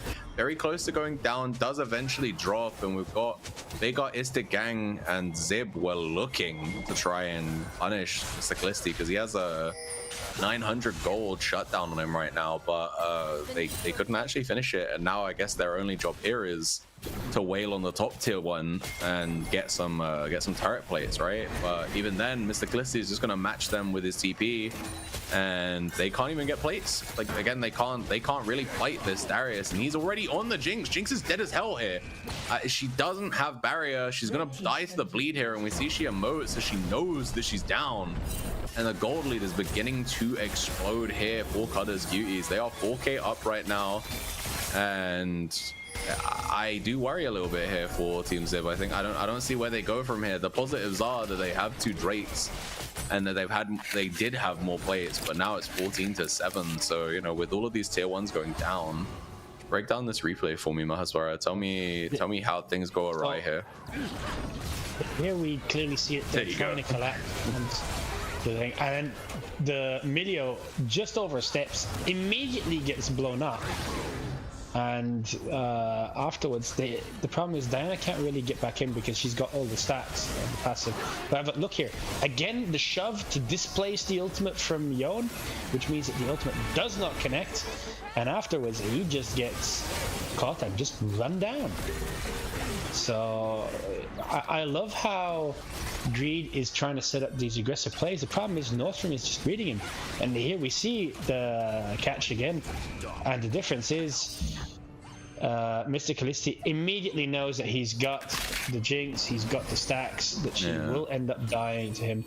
And right now you have a reverse James Bond in the top lane. He's got 7 kills, 0 deaths, and 0 assists. It looks like it's about to become 8 kills here. We've got 4 members for the Darius, but the Yone is already dead, and then when Diana goes in, she's immediately got full stacks. This should still be a kill. Surely they get this kill onto the Jinx, but no, he gets healed off of the Q, and now he's going to start chasing down the Jinx. He's going to get full stacks on her. Immediately Q's there. We're going to see the cleanse come out, and they're going to try their best to kill him. Just about they get the kill here for Veigar, but it ends up going onto Hoi Hoi Hoi, and he still dies to the bleed. And this Darius is a menace. If they win this game, there is unequivocally a top lane MVP. I don't even think you can argue anything different right now. This Darius is insanely strong right now. And Monshine goes for a crazy flash E. Doesn't actually land it though. And yeah, at that point, I think he's eating the wave, and he's still not even got first complete item right now, by the way. He's still sitting on a Tiamat and a Page, so he's sitting on a dream. He's finally finished that Stride Breaker, but he was sitting on a dream at this point. I mean, the guy is, for all intents and purposes, technically 2 items down as they catch. Oh, they don't finish it. No! Oh, the rest of the team forgets to finish it. This is probably Hoi Hoi Hoi's most lucky moment that he doesn't get finished off, or that Darius isn't there, because I'm pretty sure that Darius would have stepped forward, but still. I mean, here we go. Trying. Here we go. And the difference is he's gonna get now. Oh, he doesn't get it. Oh, no way. oh. So low in HP there for North Stream, but he does actually end up surviving.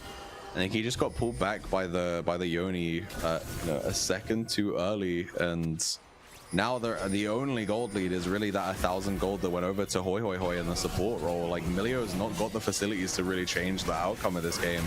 There's 5k here, and Monshine gets hooked in, and he's gonna pop the W to give himself some shielding, but he's gonna get taken straight down by the guillotine there. Should be the, nothing he can do. This should be the Nash.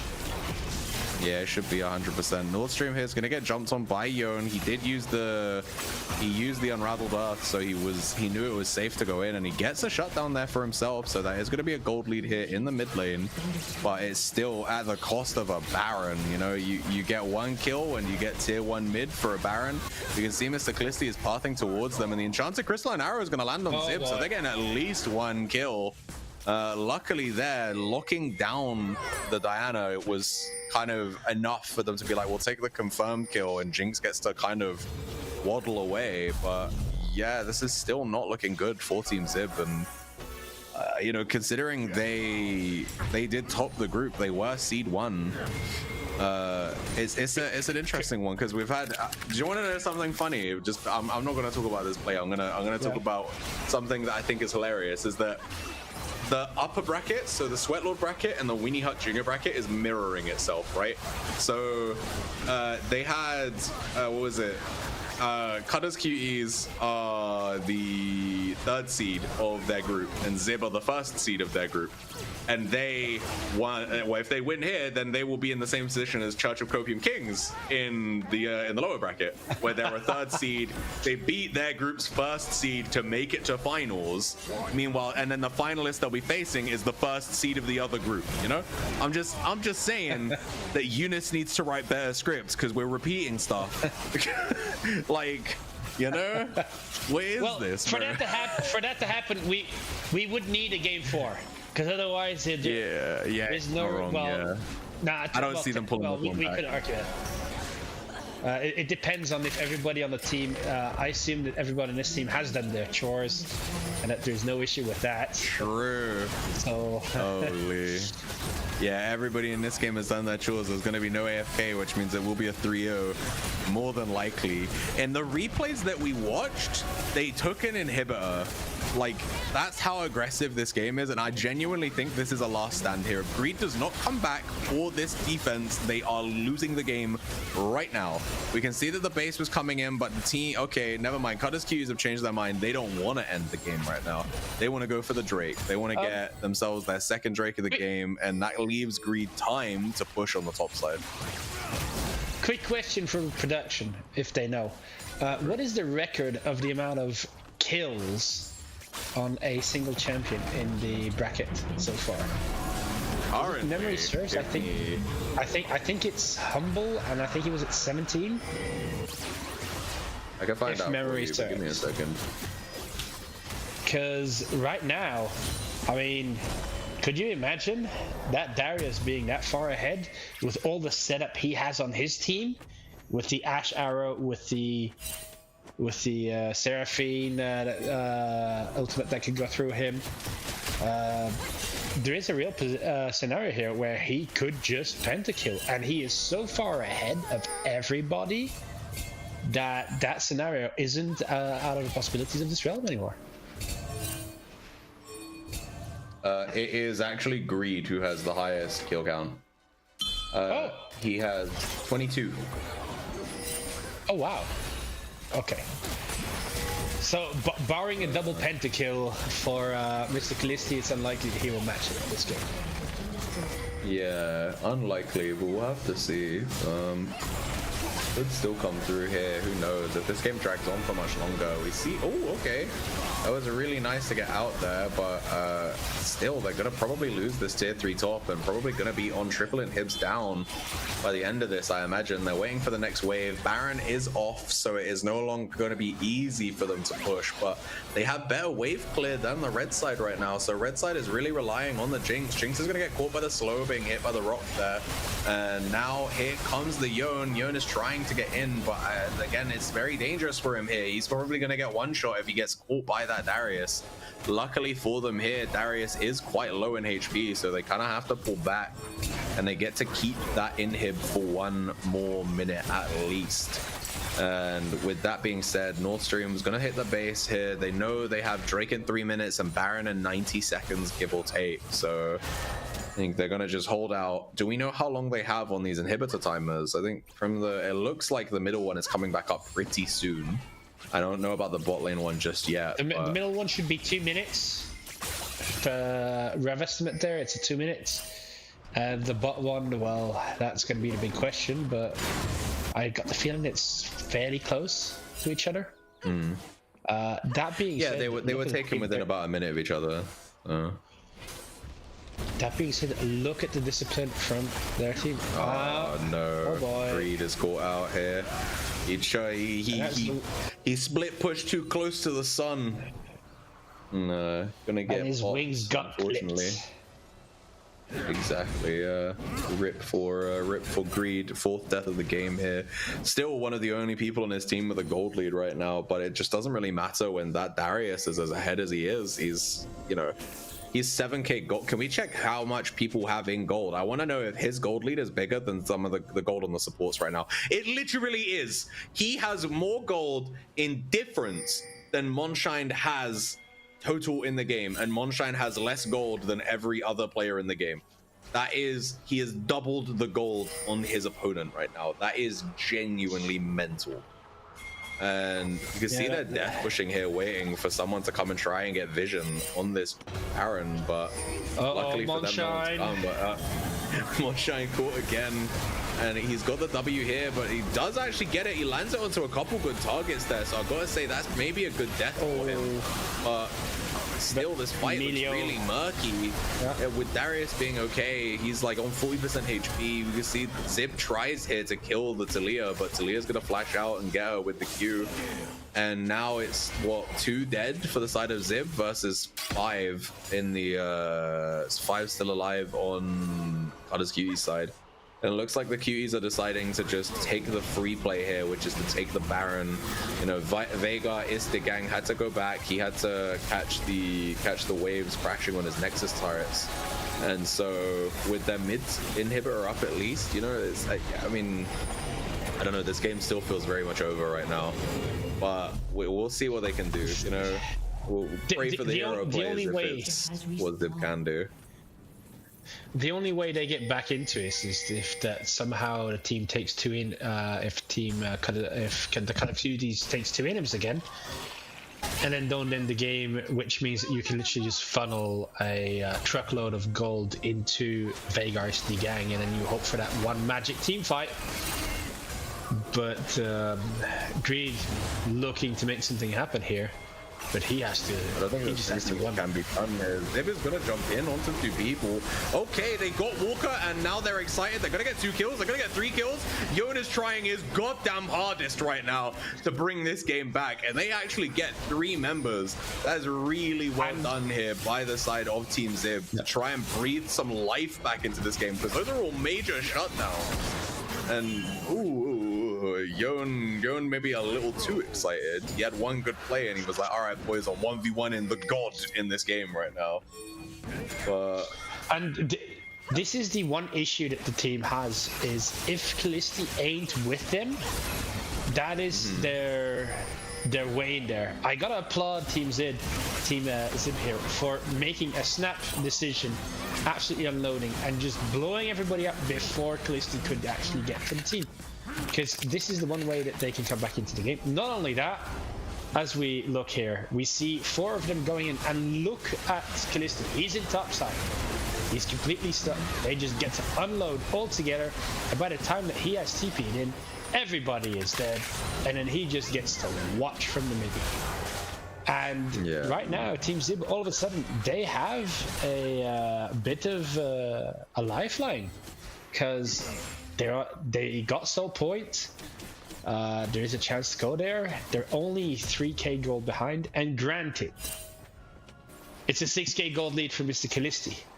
But if he again isn't with the team, and don't forget he doesn't have TP now, they can basically just take whatever speed that they want, no TP, and scale.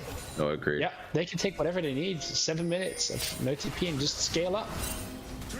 So I think that this sequence of play has bought them time, and would you look at that, Greed is putting on, he is refusing to die, trying to put on his carry pants, and actually outperforming the super fed Mr. Callisti. damage-wise. Yeah. In terms of damage, he's doing his best, bro.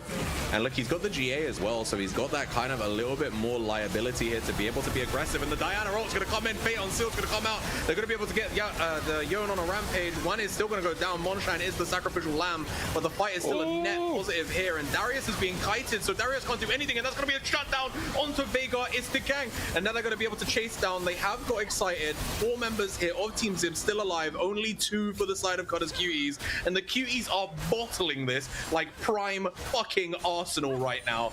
I don't know how you lose from the advantage they had, but they are genuinely doing a showcase. Ouch, you had to throw me under the bus, didn't you, there? Sorry, my bad. I didn't realize you're an Arsenal fan, but you know, it had to be said, because look at this play.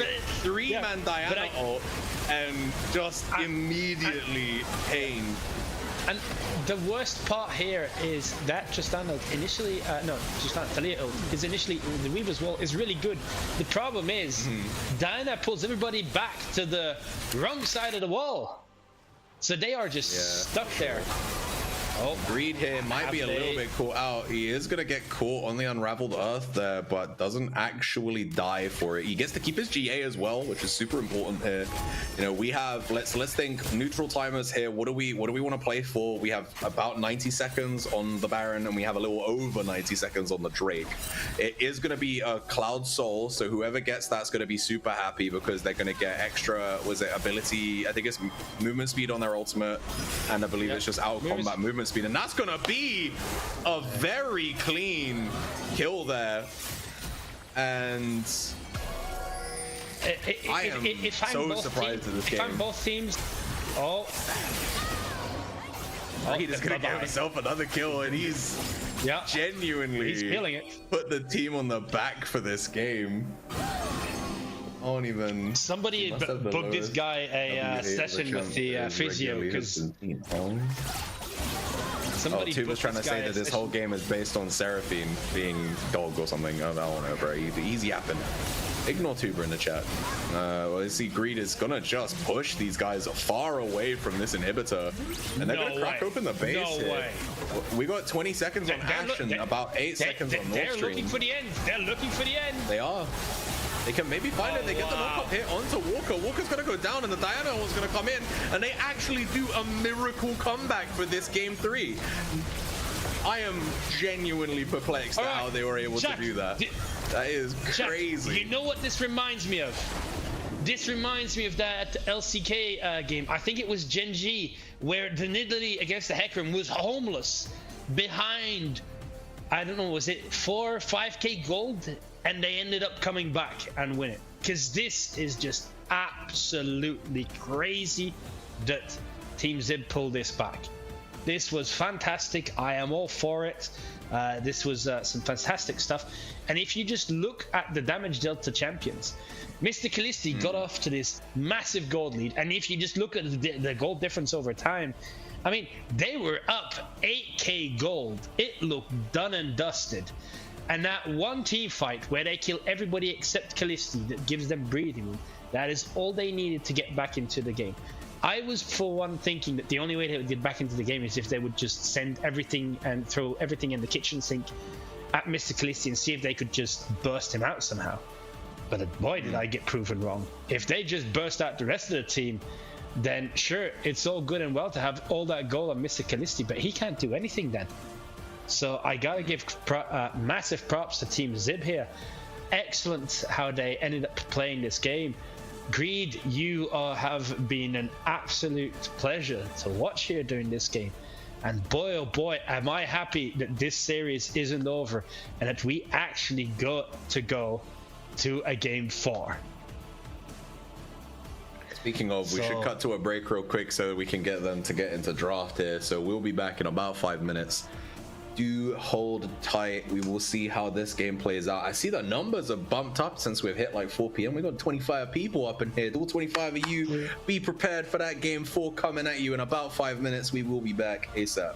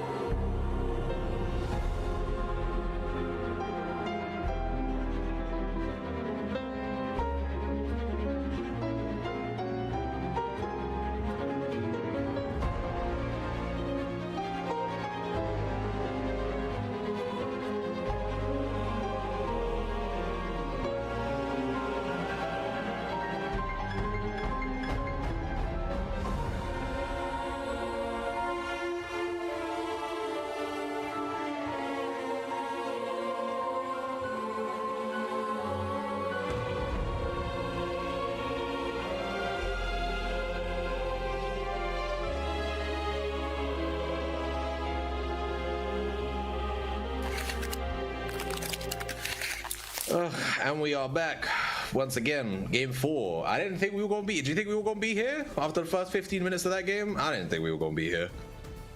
Well, to be honest, you kind of cast or cursed the team by saying that Darius is so far ahead, and more often so it's than not, my fault. Oh, okay. So yes, yes, it is your fault.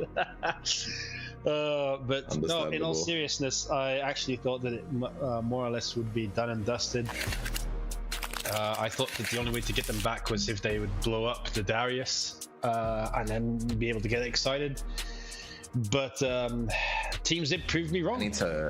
I was gonna say, hold on, because I need to address this chat real quick, because I'm being flamed for apparently not knowing the law. But if you actually read the thing in which that Tuba said, the thing he said doesn't make fucking sense. So he let me get a mic. Let me get real close. He said, lock in, protect Jack's scalp, and get vengeance for PB. How are we getting? I'm confused. How are we getting vengeance for Pakara Brawler by beating Team Zib? I'm confused. Or did I miss something? Let me see who you responded to. Hold up. Let me. Where am I? I don't even. Maybe I missed this. We win this easily, by the way. My go. Okay. Sorry, I thought he was talking to people from Cudders. And I was like, what the fuck, bro? I'm confused. Yeah, obviously, I'm very much on the... people know PB to me when he said that. I was like, what the fuck is that? We talk about peanut butter or something. I'm confused. But yeah, Pakara Brawler, we have...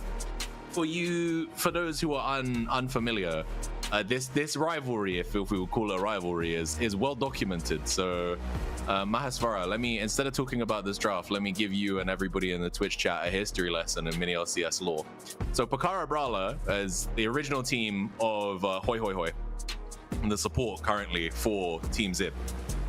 They won Summer 24 barely fucking handily. Like, they were the best team by a large margin. And then when it came to Winter 25, we had a massive influx of new players, a lot of people on the higher end as well. This is where Cudders Cuties came in, and Cudders Cuties beat them in, I believe, round 1, and they beat them handily in round 1. It was a very big upset for people who know Pakara Brawler at the time, right? And then they met again in the losers bracket, if I remember correctly, and Cudders Cuties beat them again. So we watched them go from being first place in summer to being like 5th, 6th in winter. And then in summer of 25, we didn't get another version of Pakara Brawler. We got Hypes' camp, which was again Hoi Hoi Hoi with a bunch of new, markedly better players than we had in the previous iterations. And again, in that tournament, I cannot remember if it was Cudders Cuties that took out Hypes' camp. I don't even know if they faced each other in the bracket. I'm gonna find that out for you now. But obviously, Cudders Cuties won out, right? They won their back-to-back. And now here, in the semi-finals of the Winter Open 2026, we have another Hoi Hoi Hoi team, another iteration of Pakara Brawler, coming up to try and get their win back up against Cudders Cuties. Cudders Cuties want the 3-peat. They want my scalp on a plate. Team Zip want to get their win back, and that's where we kind of are, right? I don't know what the all-time score is between these two teams historically in that sense, but I'm just gonna quickly check for you to see if they did face them in the... Hold up. Let's go back into the logs, back into the old challenge. But run me through the draft while I work that one out. What are we seeing here? Team Zib on the blue side, Cudders Cuties opted for that red side. The interesting part though for me is Team Zip, they've decided like they're going after the jungler.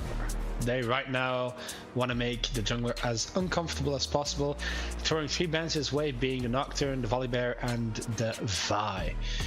Cudders Cuties, they have had the same 3 bans for 4 games in a row, being the Aphelos, the Nico, and the Mbessa. I got a feeling that that's like a non-negotiable for them, and not seeing any adaptation there slightly has me concerned, because that means that they've got no answers for these champions, which makes the drafting and picking ban a bit more predictable. And then Team Zib, they get their hands on Yunara, the very safe AD carry that will hyperscale really well into the late game. As reaction, or we see Vayne and Shogath, and at this point, technically Shogath could have gone jungle or top. We then see Talon getting picked up, which could be a jungle pick or could be a mid lane pick, unsure there, with Renekton, so that's still a flex. The Yumi hover, bro. The Yumi hover is crazy. No. We don't want to see that cat. And then we do see Garen being picked up as an answer, and then I'd say that most of the bans have been, Akali has been pretty consistent on the ban list for Cudders Cuties, and then it's Kassadin being added, while the mid lane gets pinched for Victor and Asol, which makes me wonder if this might not be a Talon jungle and we end up seeing a mid laner getting picked after, which currently is being hovered. Yeah, so I mean, I was gonna say Zib is well known for playing the Talon. It's one of his main champions that he has picked out in previous games. So I'm not surprised to see that go jungle. I do worry because, again, similar to the Kazakhs, it's very feast or famine. You know, like he's either gonna run the game or he's not gonna do anything. And when I look at the enemy team comp right now, where they have Cho'Gath, they have Garen, he only has the other two targets, and one of those has a fucking revive. So it's kind of, you know, it's kind of hard for him to find some kind of stead in this game. But I will say, looking at this Cudders Cuties draft, it gives me very big PTSD to the finals game 5. What were they called? The Updog draft.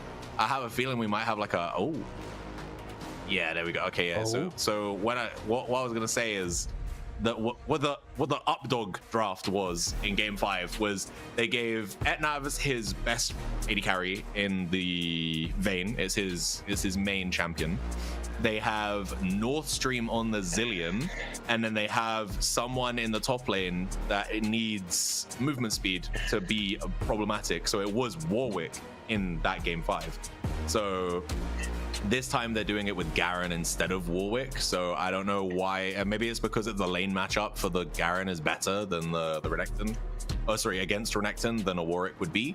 And they also get the Renata as well, so they have literally gone 3 for 5 in the draft here. So the alterations here from that game 5 draft is essentially just, instead of having a Nunu in the jungle, they have a Cho'Gath, and instead of having a Warwick in the top lane, they have a Garen in the top lane. But the idea behind this draft is essentially they're giving Vayne and they're giving Garen, who are going to be their primary carries, essentially 3 health bars, right? They have the Zillion ultimate and they have the bailout from Renata. They have lovely disengage tools with the hostile takeover, with the ability to stun people with time bombs with Zillion if they get on top of them, because they're not hard to land. With Rupture as well, with the Cho'Gath, and obviously Condemn from Vayne. They have tons of ways to keep her safe. Hold on. And don't forget the Silas, not the Silas, the silence from the Cho'Gath. Oh yeah, Cho'Gath has a silence and Garen has a silence. Yeah. As well. So I mean, they both do. I see a lot of bonuses on this team, or things where it could go. That being said, like I have seen Aurora players do absolutely disgusting things where a revive literally does not matter, because she can 100 to 0 you so fast that it's literally not going to matter at all. So I like the Cutters idea. It has a very clearly defined way of how you want to play. The one downside that I'm going to say is, what do you do if your the Vayne lane and the Garen lane don't work out? Where do you go then? Because I feel like this draft has limitations, and not only that, Vayne being the shorter range ADC, unless I am missing out on something, but to my knowledge Yunara has a larger range than Vayne. That does mean that Vayne is going to have to navigate that lane really well, and considering that Yunara is paired with the Braum, I mean, it's going to be fairly tricky. So I like the idea. It has great potential, but resource allocation is going to be the key thing for the Cudders Cuties. As soon as you get out of the lanes, that lane management and making sure that you get the resources onto both Garen and Vayne are going to be crucial. The other thing that I'd like to point out, and I still think that's also really important to see, if Cudders Cutie falls behind, who is clearing the waves? Because if they fall behind, this draft doesn't work. Like, this draft is really rough if they fall behind. The only way it really works is from parity or ahead, right? Because if it's at parity and the enemy team throw the kitchen sink at them and they're able to get revives, this is where they win. And if they're ahead, they become unkillable. But from behind, they won't get to use those ults to give themselves second health bars. It's not doable.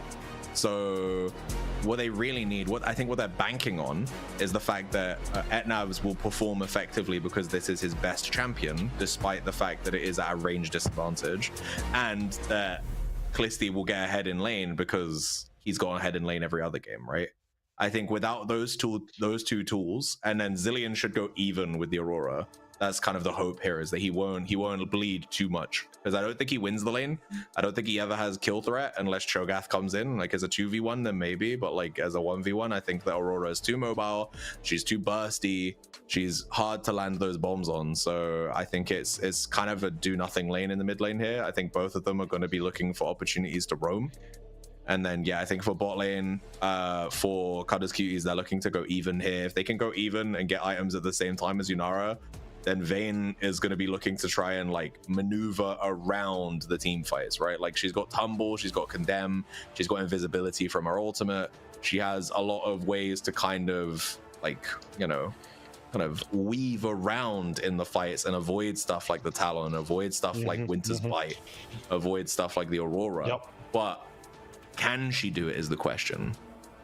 I believe this may be the second time ever that Etnavs has picked it in MiniLCS, and it is our 100% win rate pick, but this is literally one of 2 times. So, you know, can he keep that win rate up? Will it secure finals? Who knows? I have 2 questions for you. Well, one question technically for Aaron and the other for you. First off, unless I'm mistaken, this is the first Cho'Gath jungle that we see throughout or any of the brackets, because to my knowledge, Cho'Gath has only been played in the top lane, correct? I might be asking you No. I think for Cudders, it has only been played in the top lane, but I don't think it's only been played in the top lane throughout the entire bracket. Okay. I actually thought that this is the first time we see it in the jungle. And the second question, but I just see that there is a prediction going on, which, by the way, not many people are putting any Steamo coins in right now. Let me just quickly up the total. There we go. Let's make sure you can earn my monies. I'll make a big bet. But the second thing that I was going to ask is, what do you think will the total number of stacks be on the Cho'Gath at the end?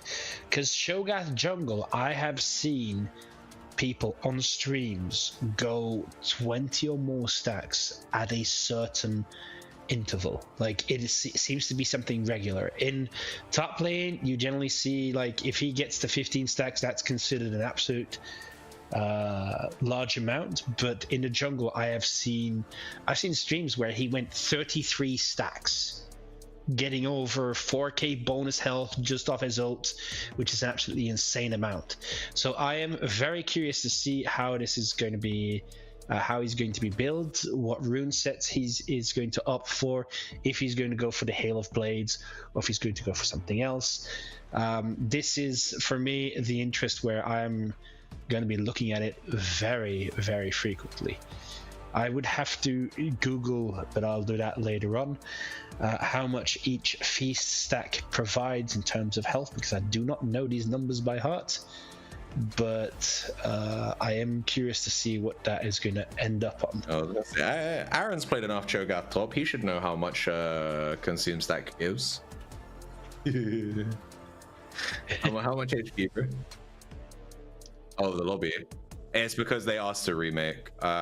Give me a second and I'll check what they said in the thing. Apparently the support's runes did not save, so they had the wrong runes, so they remade the lobby.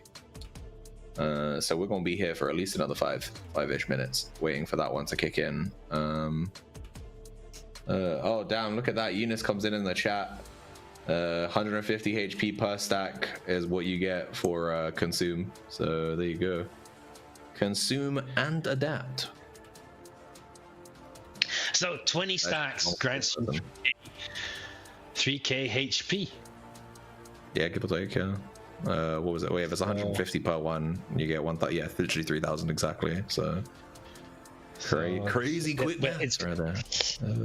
But it's going to be interesting. I'm also curious to see what build he is going to go for on the Shogath. If it's going to be the Choo-Choo show, or if it's going to be more like a tanky version of show.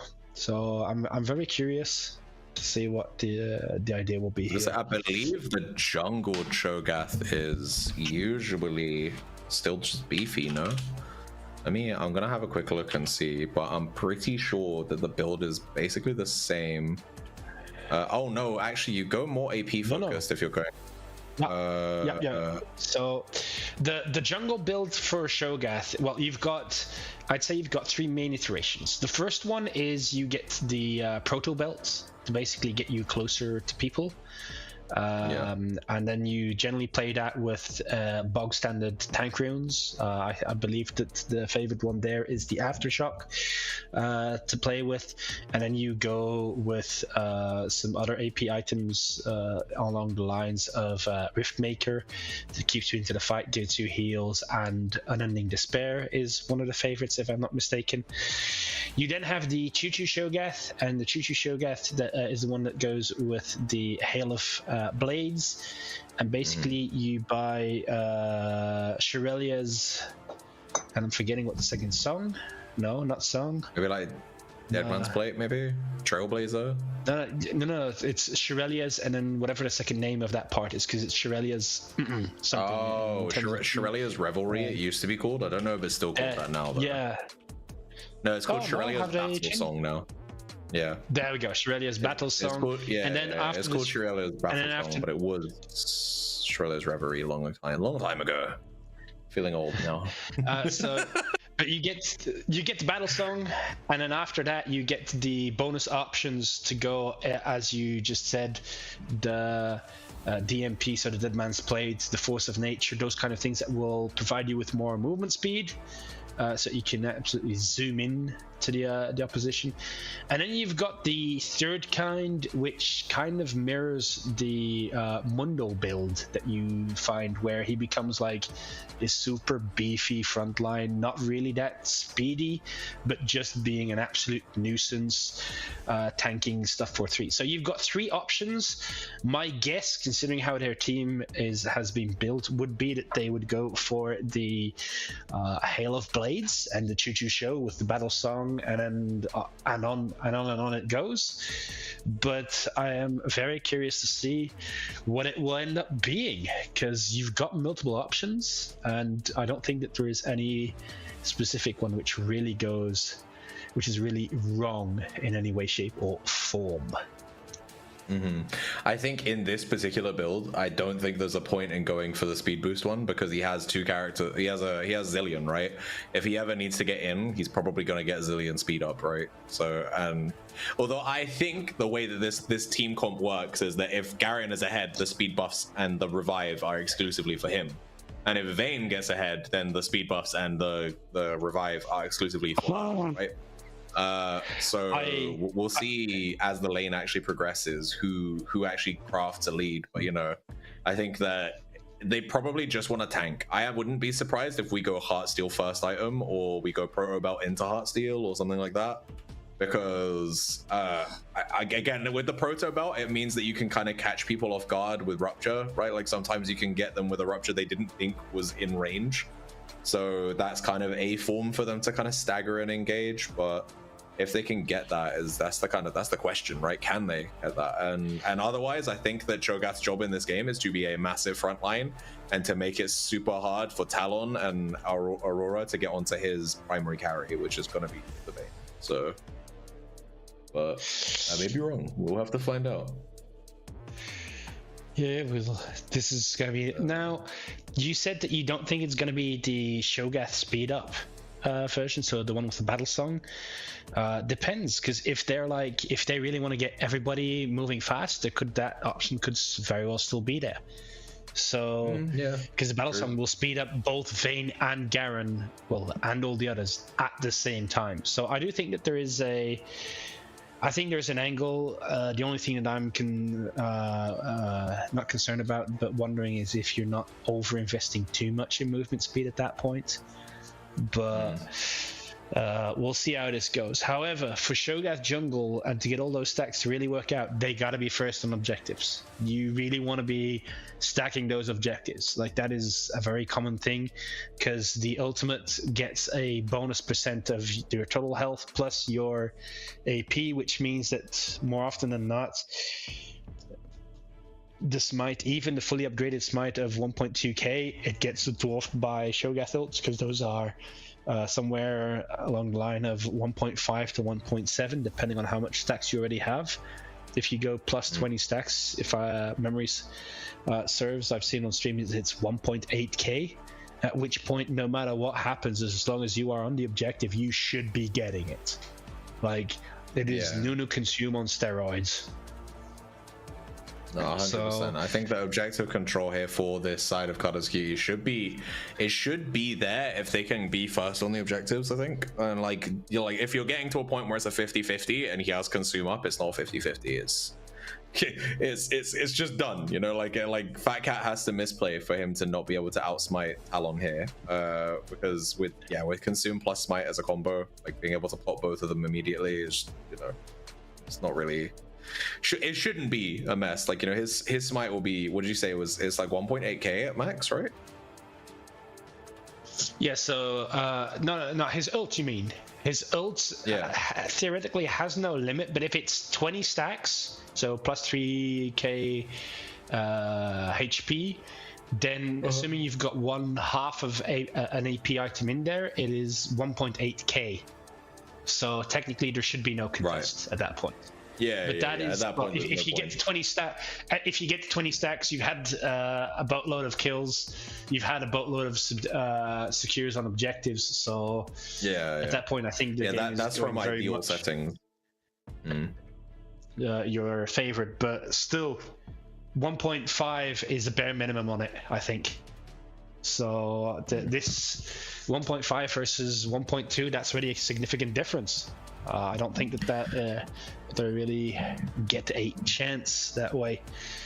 So, yeah, although I guess we don't have to speculate anymore, because we have been told that it is time to go into game 4.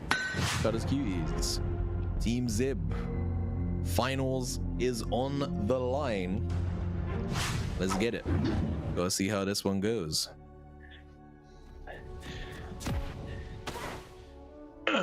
Right, let's see here.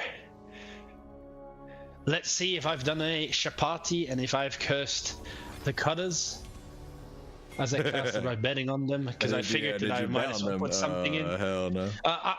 I ended up being like, I gotta bet something, so I just bet 1k Steamo coins. The only one who's actually bet is Ivan, and he's bet 40 on the other side. He didn't even properly want to contest him. So let's have a look. Well, and this to me, considering the runes that I'm seeing on Fat Cat on a Hat, makes me think that he is thinking about that Choo Choo show, because those are the runes for it. So it's not the full tank one. I think other than that, I was gonna say, I from my understanding, and I'm not a connoisseur when it comes to the Cho'Gath, but from my understanding, I think that Hail Blades is like the best in slot option as a jungler, because like the runes you would tend to go if you're playing Cho'Gath top would be, if your lane is equal, you go Grasp of the Undying. If you think you can win, you go Hail of Blades. If you think you can't win, you're not going to get to proc Grasp of the Undying a lot, you go Glacial Augment. But in jungle, Glacial Augment is a waste of time, and Grasp of the Undying is a waste of time. So I think Hail of Blades is just the inherent kind of best in slot option. You could, I guess, go Aftershock, right? But, like, Aftershock is the one. Normal. Aftershock is the one. Oh! We get a massive fight in the top lane, both the. And Monshine guess dies. what? I'm actually wondering, hasn't Monshine been first blood in most of our games? I think the top lane has been first blood in most of the games, yes. It definitely was in game 1, and now he's already off to a 600 gold deficit here up against this Garen. And I have to believe that the reason why Cudders Cuties opted in to taking the red side is specifically to get that counter pick in the top lane, right? They know that Mr. Callisti is a kind of big hitter for them. They need to make sure that he gets an advantageous matchup. Like, even in a matchup where he was supposed to be losing, i.e. the Darius into set, he was able to win that hard. And now with Garen into Renekton, I don't think that's super Garen favored, but I think it's a skill matchup from my understanding.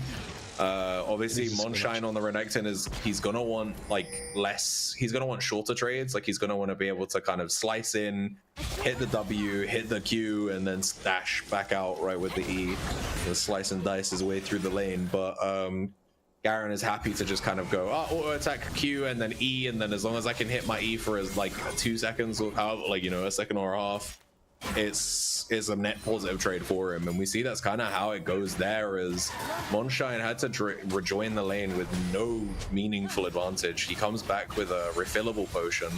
Meanwhile, Garen got 2 longswords, and so we're gonna see Talon here in the top side. And this is a play we have seen a lot here from Team Zib, is trying to shut Callisti down. They're gonna get that first kill here for Talon. So good little gank there, but you can see Fat Cat here is on his chickens again. He started, I believe, he started on chickens, and so he's gone for that 8 camp start. And I don't know if he's aware that the crab hasn't been taken, but he could go for that right now. Doesn't look like Zib is path into it. If he does the math, he should realize it. So we'll see. We'll see here. Now, those first crabs, although they're some XP, they're not worth a whole boat of them, so it's not really worth dying for. It's not even, it's 20% of a level if I'm careful more. No, it's the second one, yeah. So yeah, but the second crab spawn is staggered by it only starts ticking once both crabs have died, I believe. So like, the longer it takes them to kill this topside crab, the longer it will take for that second crab to come in. And I don't know who that really benefits. Of the two of them, I don't think it makes a meaningful difference for anyone, but we're gonna see the blue side here commit. They're gonna get the flash immediately out of the Renata, and I think it should be cut and safe for Renata. She's gonna bail out herself, but all it really does is delay the inevitable there, and that's a kill, second one for the Talon. He's making good use of the Dirk there that he got.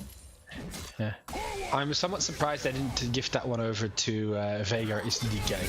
I felt that they were going to do that, especially since he was the one that last hit. As we see, an instant ult from Greed, making sure that he uses the advantage of having level 6 over North Stream. Oh, this is a crazy commit though. Monshine gets it. Oh, okay. He knew exactly how much damage he needed to deal there, so he just went in, slice, WQ, ignite. I'm gonna happily take that kill there for himself, which is gonna equal out the gold lead in the top lane. So very much what you want to see right now on Team Zib. They've got that 1k gold lead right now. It's kind of reminiscent to game 2. We'll have to see if they can explode the gold lead though, because the thing is, I think in game 1 the highest gold lead they got was only 2k. In game 2, throughout most of the game, it was roughly about a 3k gold lead, and then they still ended up losing because they lost out on objectives. So as we kind of progress here, you know, they've gotten 1 plate to their name, they've got 3 kills to their name. 1k is the total lead as we speak, but we're gonna have to see them do a little bit more. Meanwhile, North Stream made sure to give his XP over to Fat Cat on a Hat, who instantly levels up the ult and uses it. So he's got his first jungle stack already. And it looks like Munshine. He's decided that it's over. Mr. I think had enough fun. Yeah, the Renekton is running this lane now. With Dominus used there, he's just kind of in control at this point, and we're gonna have to wait, I think, for Stridebreaker to come out for the Garen. Garen needs these levels to come in so that he can actually scale effectively, and then he'll be able to maybe contest the Renekton. But as the early lane, yeah, I was gonna say the early lane should have been for the Garen, but then he got a kill, and then he got the 2v1, and then when the 2v1 came in, you know, now his advantage is gone, and now Monshine is in control. We're gonna see Fat Cat here come in. He looks like he's gonna start something, but the Vayne is taking tons of damage. Flash is gonna come in, gonna get the consumed there, I believe. Actually, no, it would have just been an auto attack, but that Brawl Maul's gonna come out, and meanwhile, mid lane has a little bit of a fight, but the ult only just came out. Yeah, Fat Cat on the Hat was standing on 4 seconds for his ult, so he couldn't just stack it. And I am, well, somewhat surprised they don't instantly look for the dragon here. That being said, Zib is very much in the area. Vayne was on no HP. Yeah, Vayne was on no HP. They couldn't really do it. And I like this idea from Kalista here, trying to make sure that he tries to go. He realizes that he can't fight the Renekton up front, and so he's trying to make sure that he can basically get something out of that. Punish him, deny him as much as they can. Deny him. Vayne is and here. The ult is Vayne up for sure. The ult is up. He got it. Yep. Yeah. He used the consume to actually steal the Drake. That's a very one-sided play. And this is for me, the issue. Whenever you play against a Shogath, you gotta make sure he's on the other side of the map. Because if he's on that side and he rushes in with Smite and ult, I hate to break it to you, you ain't winning that. He's gonna steal that each and every single time. So technically, you're just leashing it for him. So now, if the show is smart, he's just gonna clear his camps, and once he's cleared his camps, he's gonna see if he can snack away those grubs. Luckily, Team Zib, they realized Team Zib, they realized that is a risk, and they instantly go for it. That being said, after this camp, the ult should be up. If they figure this out, I would expect Fat Cat on a Hat to run towards that objective to snack away the last one. Oh. No, unfortunately, can't get it. Although, look, as Team Zib know where Fat Cat is, and they're looking to pressure him off of his camps. He has a 2-level lead, though, right now, courtesy of the extra XP given to him by North Stream. And so even though the gold is pretty equal, he is actually really strong right now in comparison to this Talon. So I would like to see him actually do something with it. And if we look at the build here, he's gone for the Hextech Alternator. I wanted to mention that he was move speed maxing for his first items there, because he went Swifties and he went for, I cannot remember the name of this item, but it's like HP and movement speed. And then now he has Hextech Alternator, so he's looking to get around as fast as he can, to be honest with you. But so let's see. The Hextech Alternator makes me think that it is a it's not going to be the choo-choo show with the battle song. It's going to be the Proto Belt, because that is generally the build path to go for the Proto Belt. So I'm very curious to see how my interesting. So I found it's called Winged Moonplate, and it doesn't build into any of those items. So I think that it's just he's built it specifically to hit some kind of movement speed threshold. And then now he's going into a regular Cho'Gath item, like the rocket belt, like you said, right? Because from what I can see, the Winged Moonplate, it builds into Deadman's Plate, Force of Nature, Hullbreaker, Trailblazer, and Warmog's armor. So that's only those 5 items. So it's not going to be building into anything soon, but Garen is going to get popped here in the top lane. And now we're going to see aggressive flashes coming up by the red side here, and they're going to be looking to get something. Vayne is going to get the kill of the Braum, and off screen, Zilean actually shut down the Renekton. That is big here for North Stream, and North Stream has got the slow here onto Aurora Aurora. Aurora's gonna eat the stun. He's gonna pop the revive so that he knows he's in a safe place, and that's gonna be a free kill hit onto North Stream. So 3 kills here in not that much time at all for the Zilean. Gonna be good laning for him now. He's gonna be very accelerated here. There's well, I think he's on equal level right now with the Aurora, but she's obviously a little while away from coming back to the lane. Actually, no, she might be level 9 here considering her XP right now, so he does have the lead, but Team Zib here are looking to contest on this bot side kind of base attempt there from Walker, and they stop him from getting back. He's gonna have to walk back to his turret. But yeah, let's watch this play. Ignite was popped really early, but then just pure damage from the two of them. Renekton's mega low. He eats that bomb and he knows he's dead, so he just can't do anything about it. He just has to kind of stand there. You could see in his positioning, he was thinking, do I just give the kill to Garen, or do I let the Zilean take it? Because if I walk on the turret, then Garen gets it.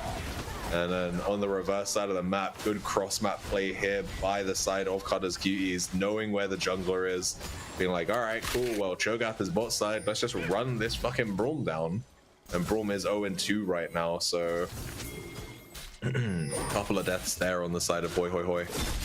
And I will say that at least, you know, for as rough as the lane has been for this Garen right now, Glisty is struggling. Etnavs is ahead in kills here, so he's equal in CS, sorry, he's down in CS, which is to be expected with the range disparity, but he is up because of the kills, and so that's not too bad for him. And once he finishes his Blade of the Ruin King, should be good. But we're gonna see Monshine here try to punish the Garen. He does pop Dominus here, but I don't think he has a wave yet, so he can't quite dive. He's going to be looking for it here, I imagine. Dominus will fall off before he actually commits to it, though, and so now this is maybe not the best play. The only thing that will keep him alive through it will be the fact he's got a 2-level lead, but he's going to get caught out, and he just doesn't respect the Demacia justice of the ultimate from Garen there, and that's going to be as quickly as he had his lead. I think now it might be a little bit thrown. He still has 500 gold on top of him, but you know, dying solo there is super rough as we see the Rupture come out, and now here comes that Aurora ultimate. She's going to try and jump onto the targets. Talon ult's going to come out as well, and it should probably be a kill, but it doesn't actually finish off Renata. And now Cutters Cuties get to try and take the fight on their terms, but Cho'Gath ends up getting killed. And now here comes the Zilean ult onto Vayne. Vayne is going to try and run down the targets, but the Team Zib masterfully just wait out the ultimate of the Zilean before going back in on the engagement. And this is the second time that Fat Cat on a hat uses his ult only to see the person who he's targeted barely survive. Earlier it was in bot lane, it was Hoi Hoi Hoi Hoi, who then ended up donating the kill over to Ednav, which, considering that it's the Vayne, you want that to be on her because she'll do a massive amount of work at the end of the game. But here he flashes in, he looks for the kill, and once again it feels like it's single digit that's left. That being said, Hoi Hoi Hoi decided to use his TP, and they are just going to donate this over to the Yanara very much. Meanwhile, in the top lane, Monshine is going to take that turret, and that should be the signal where it is go time. Be my guess. Yeah, no, we should see a fight on two fronts. I'll say if they don't take this fight, I was gonna say they need to kill this Cho'Gath, because if they fight the Drake with Cho'Gath alive, then they're not gonna get it. Oh, okay, the Bailout's gonna come out, but the Bailout's not enough. But then the Zilean ult comes out, and Cho'Gath gets to just come back alive. Meanwhile, Yanara is poking down the Renata, but Cho is back, and they are all low health bars, and he's got Halo Blades. He is happy to munch down on all of these targets, and him and Zilean clean house.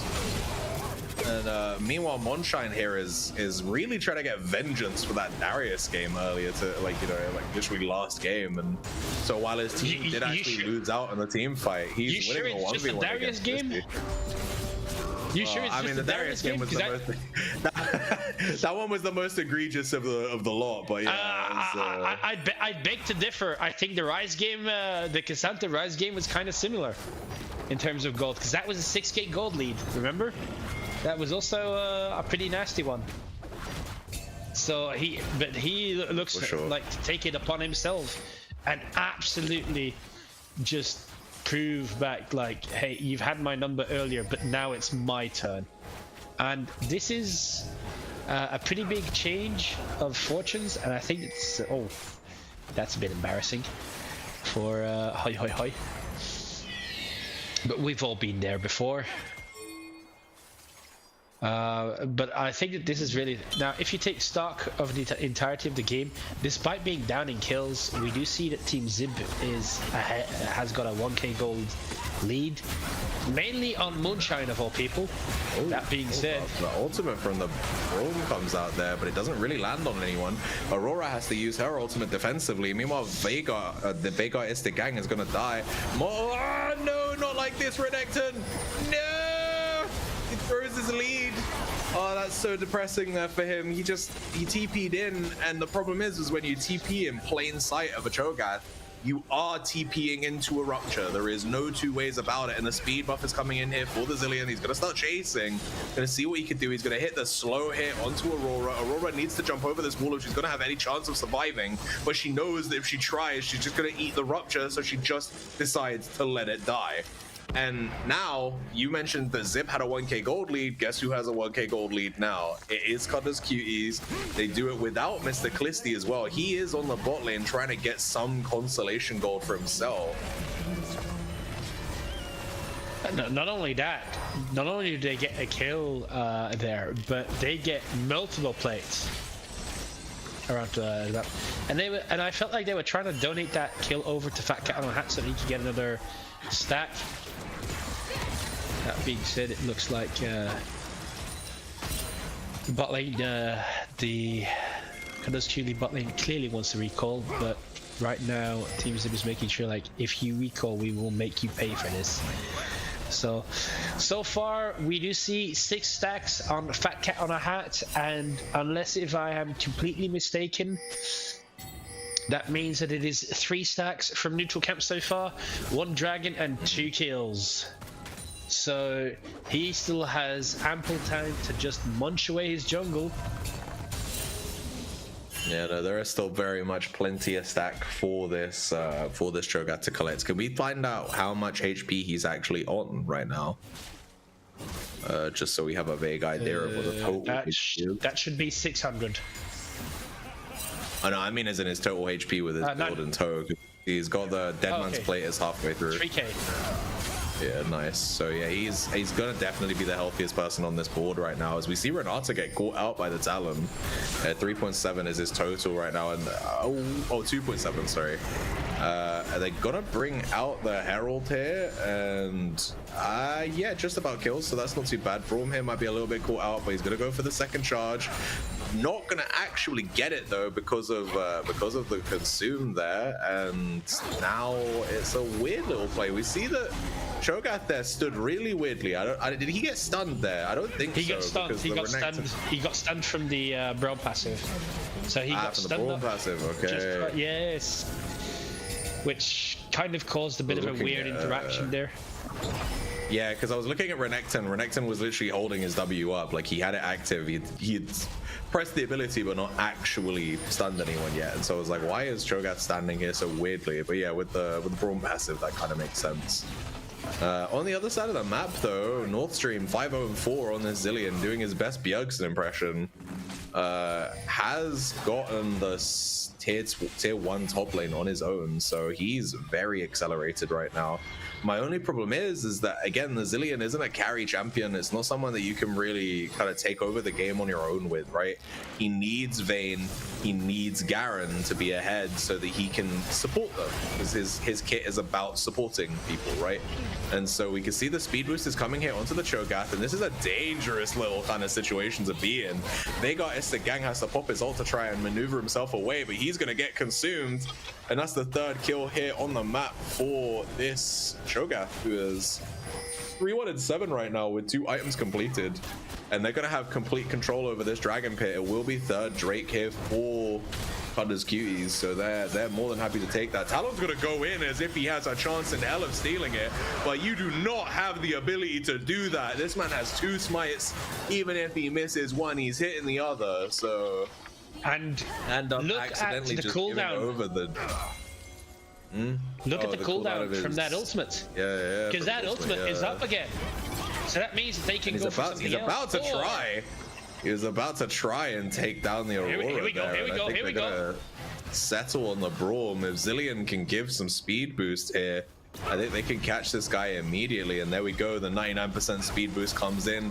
Halo Blades is triggered. We're gonna get the stun coming out, and that is gonna be a dead Braum 1 and 4. And Yeah, but they do technically. Most importantly, he didn't get stacked. There was just enough HP left afterwards, so he didn't get stacked. And that is where you kind of feel like, oh, that's gotta hurt, because you knew that he was dead there. No, for sure. But either way, though, I think it's still not too bad here. I want to say I'm surprised at how even the gold is in the jungle, considering the difference in kill participation, right? Like Talon is 2-1 and 4 right now, whereas the Cho'Gath is 4-1 and 8. And the Cho'Gath was up in camps as well, so it surprises me that there's only 28 gold between the two players, considering there's what 600 gold in kills, and then I don't actually know how much gold in assists, but presumably double the gold in assists, just for the Cho. So I'm assuming that Talon must have been soaking some of these plates when he's been maybe on the side lanes, kind of helping with split pushing and whatnot. Because otherwise, I don't quite understand how he is equal in gold right now, but. I'm gonna see a nice catch of the Braum passive there. And then, sorry, what's this chat saying? Oh, I see top 10 anime betrayals. Oh, fuck. Jesus. But yeah, all right, we're at 22 and a half, 23 minutes near enough. What do we see here that... the Baron start is dangerous. Yeah. When you're with Cho'Gath, this is a classic, because remember, right now he's sitting on a 1.5k ult smite.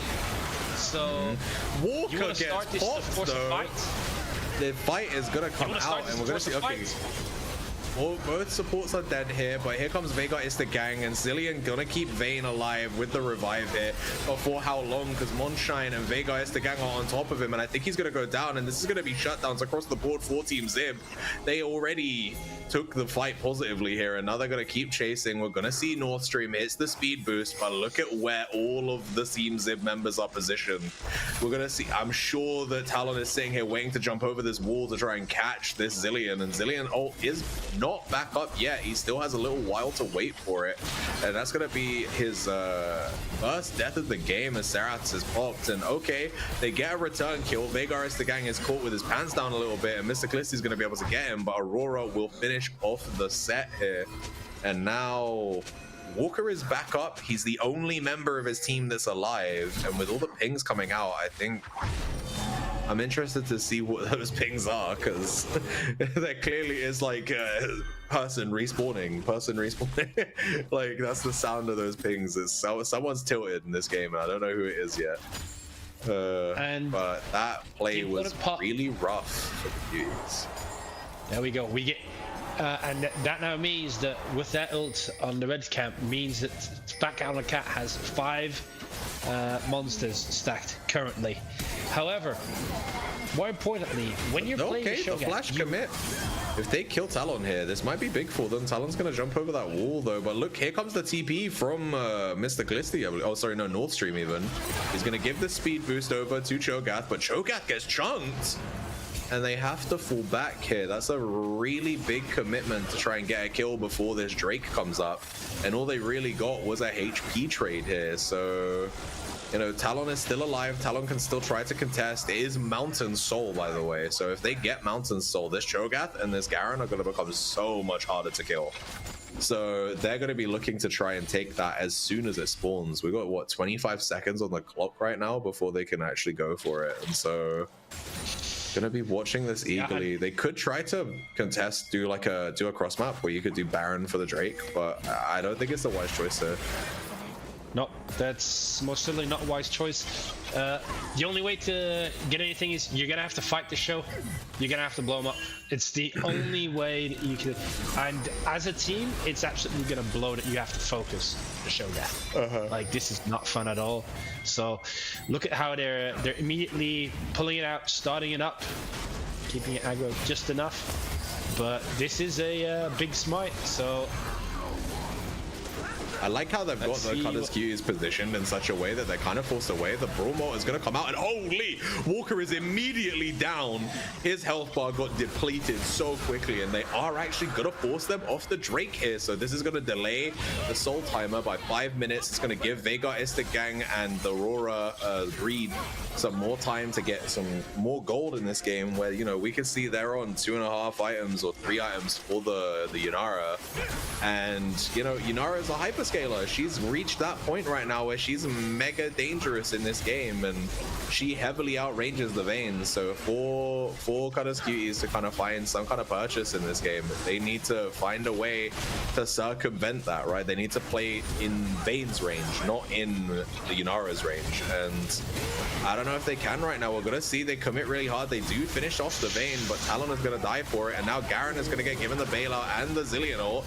You go through the bailout, but Zillion ult's gonna come through, and then we're gonna see it ends up kind of going Cudders Cuties favored here. They're gonna be able to actually turn this one around. They get 4 kills, and we're gonna see pathing towards this, maybe the Baron, but with their AD carry dead, they don't believe they have the damage, so they're gonna just commit to the tier 2 mid turret here. Maybe a little bit more, and they're gonna let the Braum base here. He has to stop it to get away. But yeah, nothing like a Garen with 3 health bars. Indeed, he just did not die in that exchange, and he's got 2 damage items on him right now, and it looks like he's gonna be going for the Phantom Dance the 3rd as well. So he's gonna be schmoovin'. I mean, you get the ghosting from the Phantom Dancer, so you'll be able to weave through the minions effortlessly. And yeah, there we see, okay, Consumer's used there to complete that blue buff kill. And look how beefy this Cho'Gath is. He's such a monster right now. He also smites there, so he has no smite for this next objective right now. If they were thinking about doing Baron, he can't do it. He has no consume, he has no smite. I don't know if the enemy team know it, though, is the problem. So we know right now that the Cuties are only looking for violence. They're not remotely looking for an objective kind of 50-50. They don't want to flip anything. They just want to look for kills and then an assured play, you know? We've had 3 games of kind of maybe we flip this, maybe we don't. They wanna make sure this one, you know, they want to secure this semi-final win with a short thing, and they're gonna assuredly ultimate Zib and kill him. And now in comes the rest of the team. Braum is gonna try the disengage as best he can while Aurora goes in, but Aurora immediately dies. And the ultimate from Zillion is out now, so they at least know that that one is handled, but there's no one really to threaten anymore. It should be, yeah. Consumer's back up, you've Smite still is got back the up. ult. Yep. Yeah, they've got both, and Vayne is alive, so they can shred it 100%. Their Baron take is not the fastest, but their ability to execute it from a high number is quite high, right? Like you said, I think, how many stacks does he have at the moment? Probably, well, he's got 11, right? So he's dealing a ton of damage with consume plus smite. So this should be 1-5. Yeah. 1-5-ish about. But now, yeah, this is already chasing down Garen on the side lane, though. Yeah, this is probably the biggest turning point of the game so far. I don't know what Zib can do right now other than try to turtle around their AD carry, who has obviously got a 1.1k gold lead. But it's, again, her job in this game is to kill someone 3 times over a set amount of time, right? Like it's not an easy job when you have, oh, I took your entire health bar. Oh, there's the bailout health bar. Oh, I killed you in bailout, which gave you an extra 1.5 seconds of time to be alive. Now you get to sit there in stasis for over a second while I wait for your fucking Zillion ultimate to end, and you come back with 75% HP or whatever it is. And now, you know, it's a lot of things to wait through that if you're not already hard winning the fight, means it could be the difference maker between you winning and losing. And, you know, we've seen in some fights it's not made a difference, and in other fights it's been a big swing, been a big turning point for sure.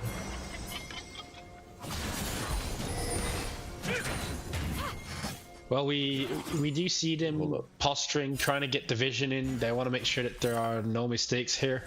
But if we look at both sides, what are their win conditions and what are their lose conditions? Their lose condition is very much that they get, and if they were to pick off this Talon, that's massive. That right there is what they need, because this means it's a guaranteed option. But the other side, no Vayne. So No Vayne at all. Vayne just got eviscerated there. No jungler versus no AD carry. Well, with there being no objective up right now, I mean, the dragon is just about to come up, but they are actually going to be able to find Aurora here. Aurora can't do anything, and they just straight down onto the team. Like, Braum is gone, Aurora is gone, Zib is gone. That's going to be a free soul, surely. They're going to get at least Mountain Soul off of that play, and then I wonder if they're going to try for more here. I am slightly concerned that the Inara wasn't with the rest of the team there. I understand that mid was being pushed in, but I think you have to be there. But this just means 14 stacks. We're getting at that really large number. That is a considerable bonus in HP of the ult stacks that he has. Let me just do the quick math for you here. That is 1,500 plus 600, that's 2,100 bonus HP for the show. And right now the question is, how do you get through these tanks? Because Yunara does a boatload of damage, Aurora does a boatload of damage, but it just feels like it's all for naught. And you said, yes, sure, you gotta get through a target, but I just think that you just want to hit the person who's running at you and just try and kill those front to back. And if it's Garen or if it's Vayne, good. If it's not them, equally good.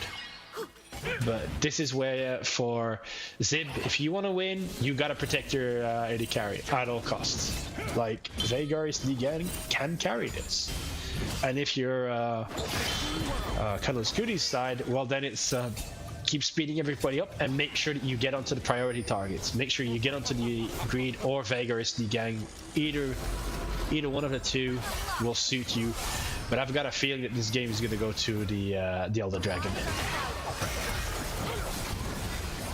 I don't know, to be honest. As we're gonna see here, it looks like he's caught out.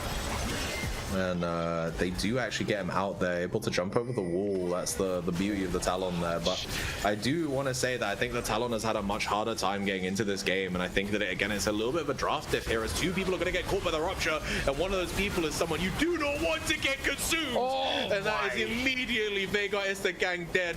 Greed is going to follow him quickly, and now Mr. Klisty's happy to dive this, and he hits the ultimate there onto the Renekton. And Monshine has had the best game he's had all series, but it does not matter. The rest of the map is in tatters right now, and it is literally just hoi hoi hoi left to fight against 5 members. You see Zib is all the way over here trying to just stop the minion wave, because he knows that if he can maybe prevent them from getting a wave in, then they can't really push. But unfortunately for him, they have a straight access point in the top lane. They have the wave, they have a TP coming in here courtesy of Nord Stream. Meanwhile, Zib is going to hit the base, but I think that this might be the game.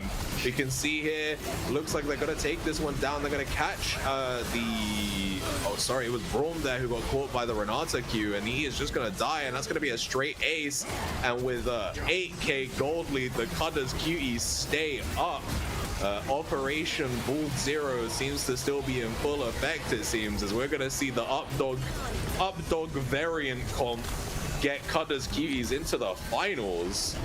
Congratulations and commiserations to Team Zib, who put up a valiant effort here in the semifinals, but unfortunately just not their day today. And we hope to see them back in summer again in some variation, I'm sure, because they always bring something spicy to the tournament. But yeah, unfortunately here, fallen again at a top 4 finish. I did look into the stats from previous tournaments, and in Winter 25 they made 5th to 6th place, where they lost in the round 1 of winners bracket to Cudders Cuties, and then they made it all the way to that losers semifinals, losers round 3, I believe, where they lost to Motorola Esports. And then in summer of 25 they lost the losers semifinals, which was the top 4 match, to Cudders Cuties, and it was a 2-0 as well.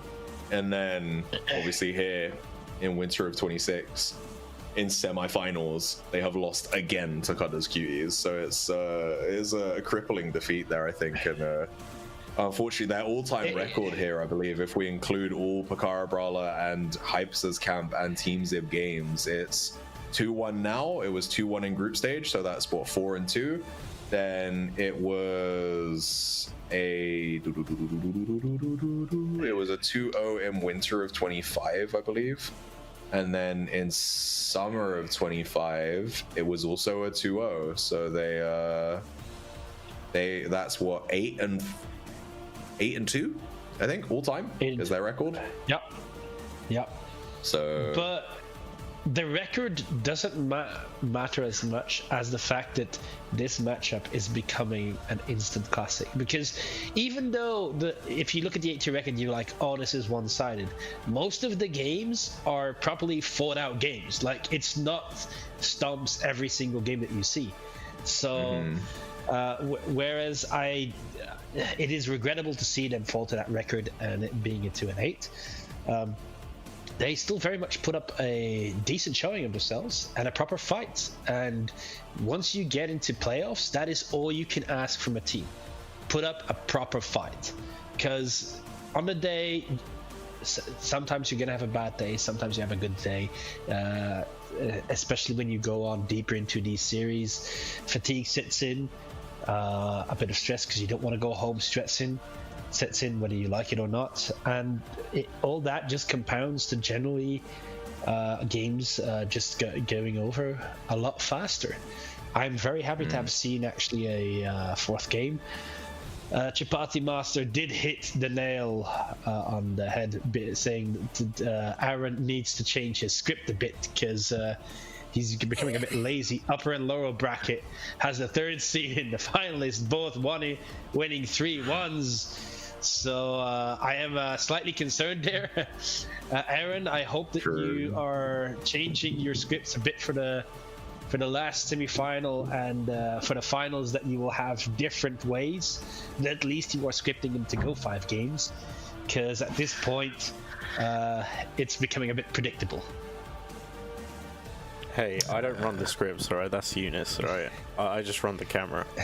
Eunice writes the scripts. Oh, okay.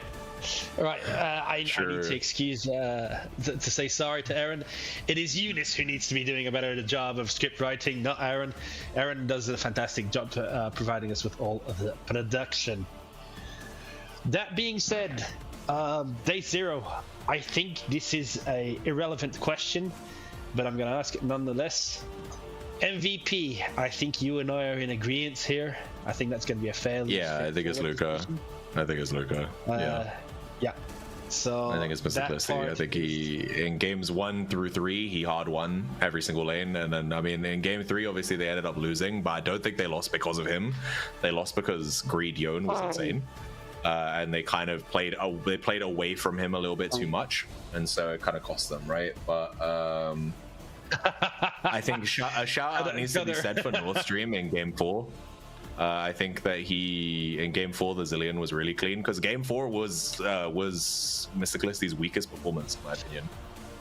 He lost lane like fairly convincingly to Monshine on that Renekton, but he was saved by the fact that North Stream on the Zilean went insane. And all of the extra assurances that come from having a Zilean and having a Renata Glask on your team, again, 3 health bars, it's kind of hard to lose when you got 3 health bars, right? So I think that that's kind of part of that. Sure. Like a boss fight where you kill 1 health bar and it goes to stage 2 or something. So I'll give it to the MVP coach Cutter there. I love how Cutter is like done. Also, I have noticed something. Can we just congratulate Vicky Mendoza for all of a sudden being in the Sweatlord bracket? Are they? Oh yeah, so they are. Would you look at that in the top left? Yeah, with the Team Zib Zib logo, but the name says Vicky Mendoza. Would you look at that? That is a weird one though. Yeah. So that's a bit of a weird one right there. Still, we do gotta say commiserations to Team Zib. Excellent performance, good stuff. And this means that, unless I'm mistaken, am I mistaken to see that the finals matchup, could that be a rematch, or am I? It's not. No, it's not a rematch. They're from different groups. Oh, no, because it's the Cudders, Cuties, and the coin flip amateurs. So yeah, so they were coin flip amateurs were from. Yeah, coin flip amateurs were from Group A, and Cudders, Cuties beat them in their group stage.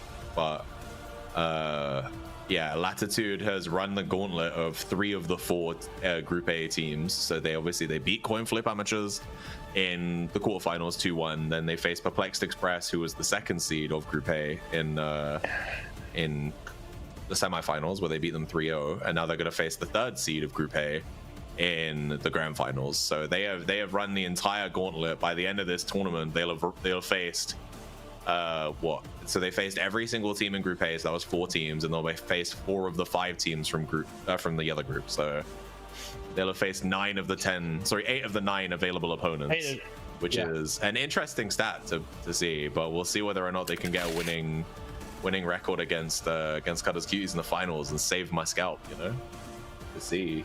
Any prediction for the finals? Can I really trouble you for that one, Day Zero?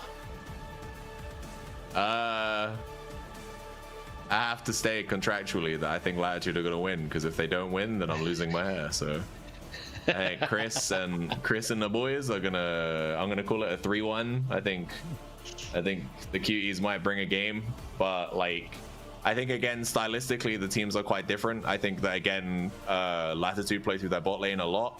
I know for a fact that the Cuties didn't want to face Humble and White Satin if they could avoid it. So now, obviously, you can't avoid it now. You're in the finals. Unlucky.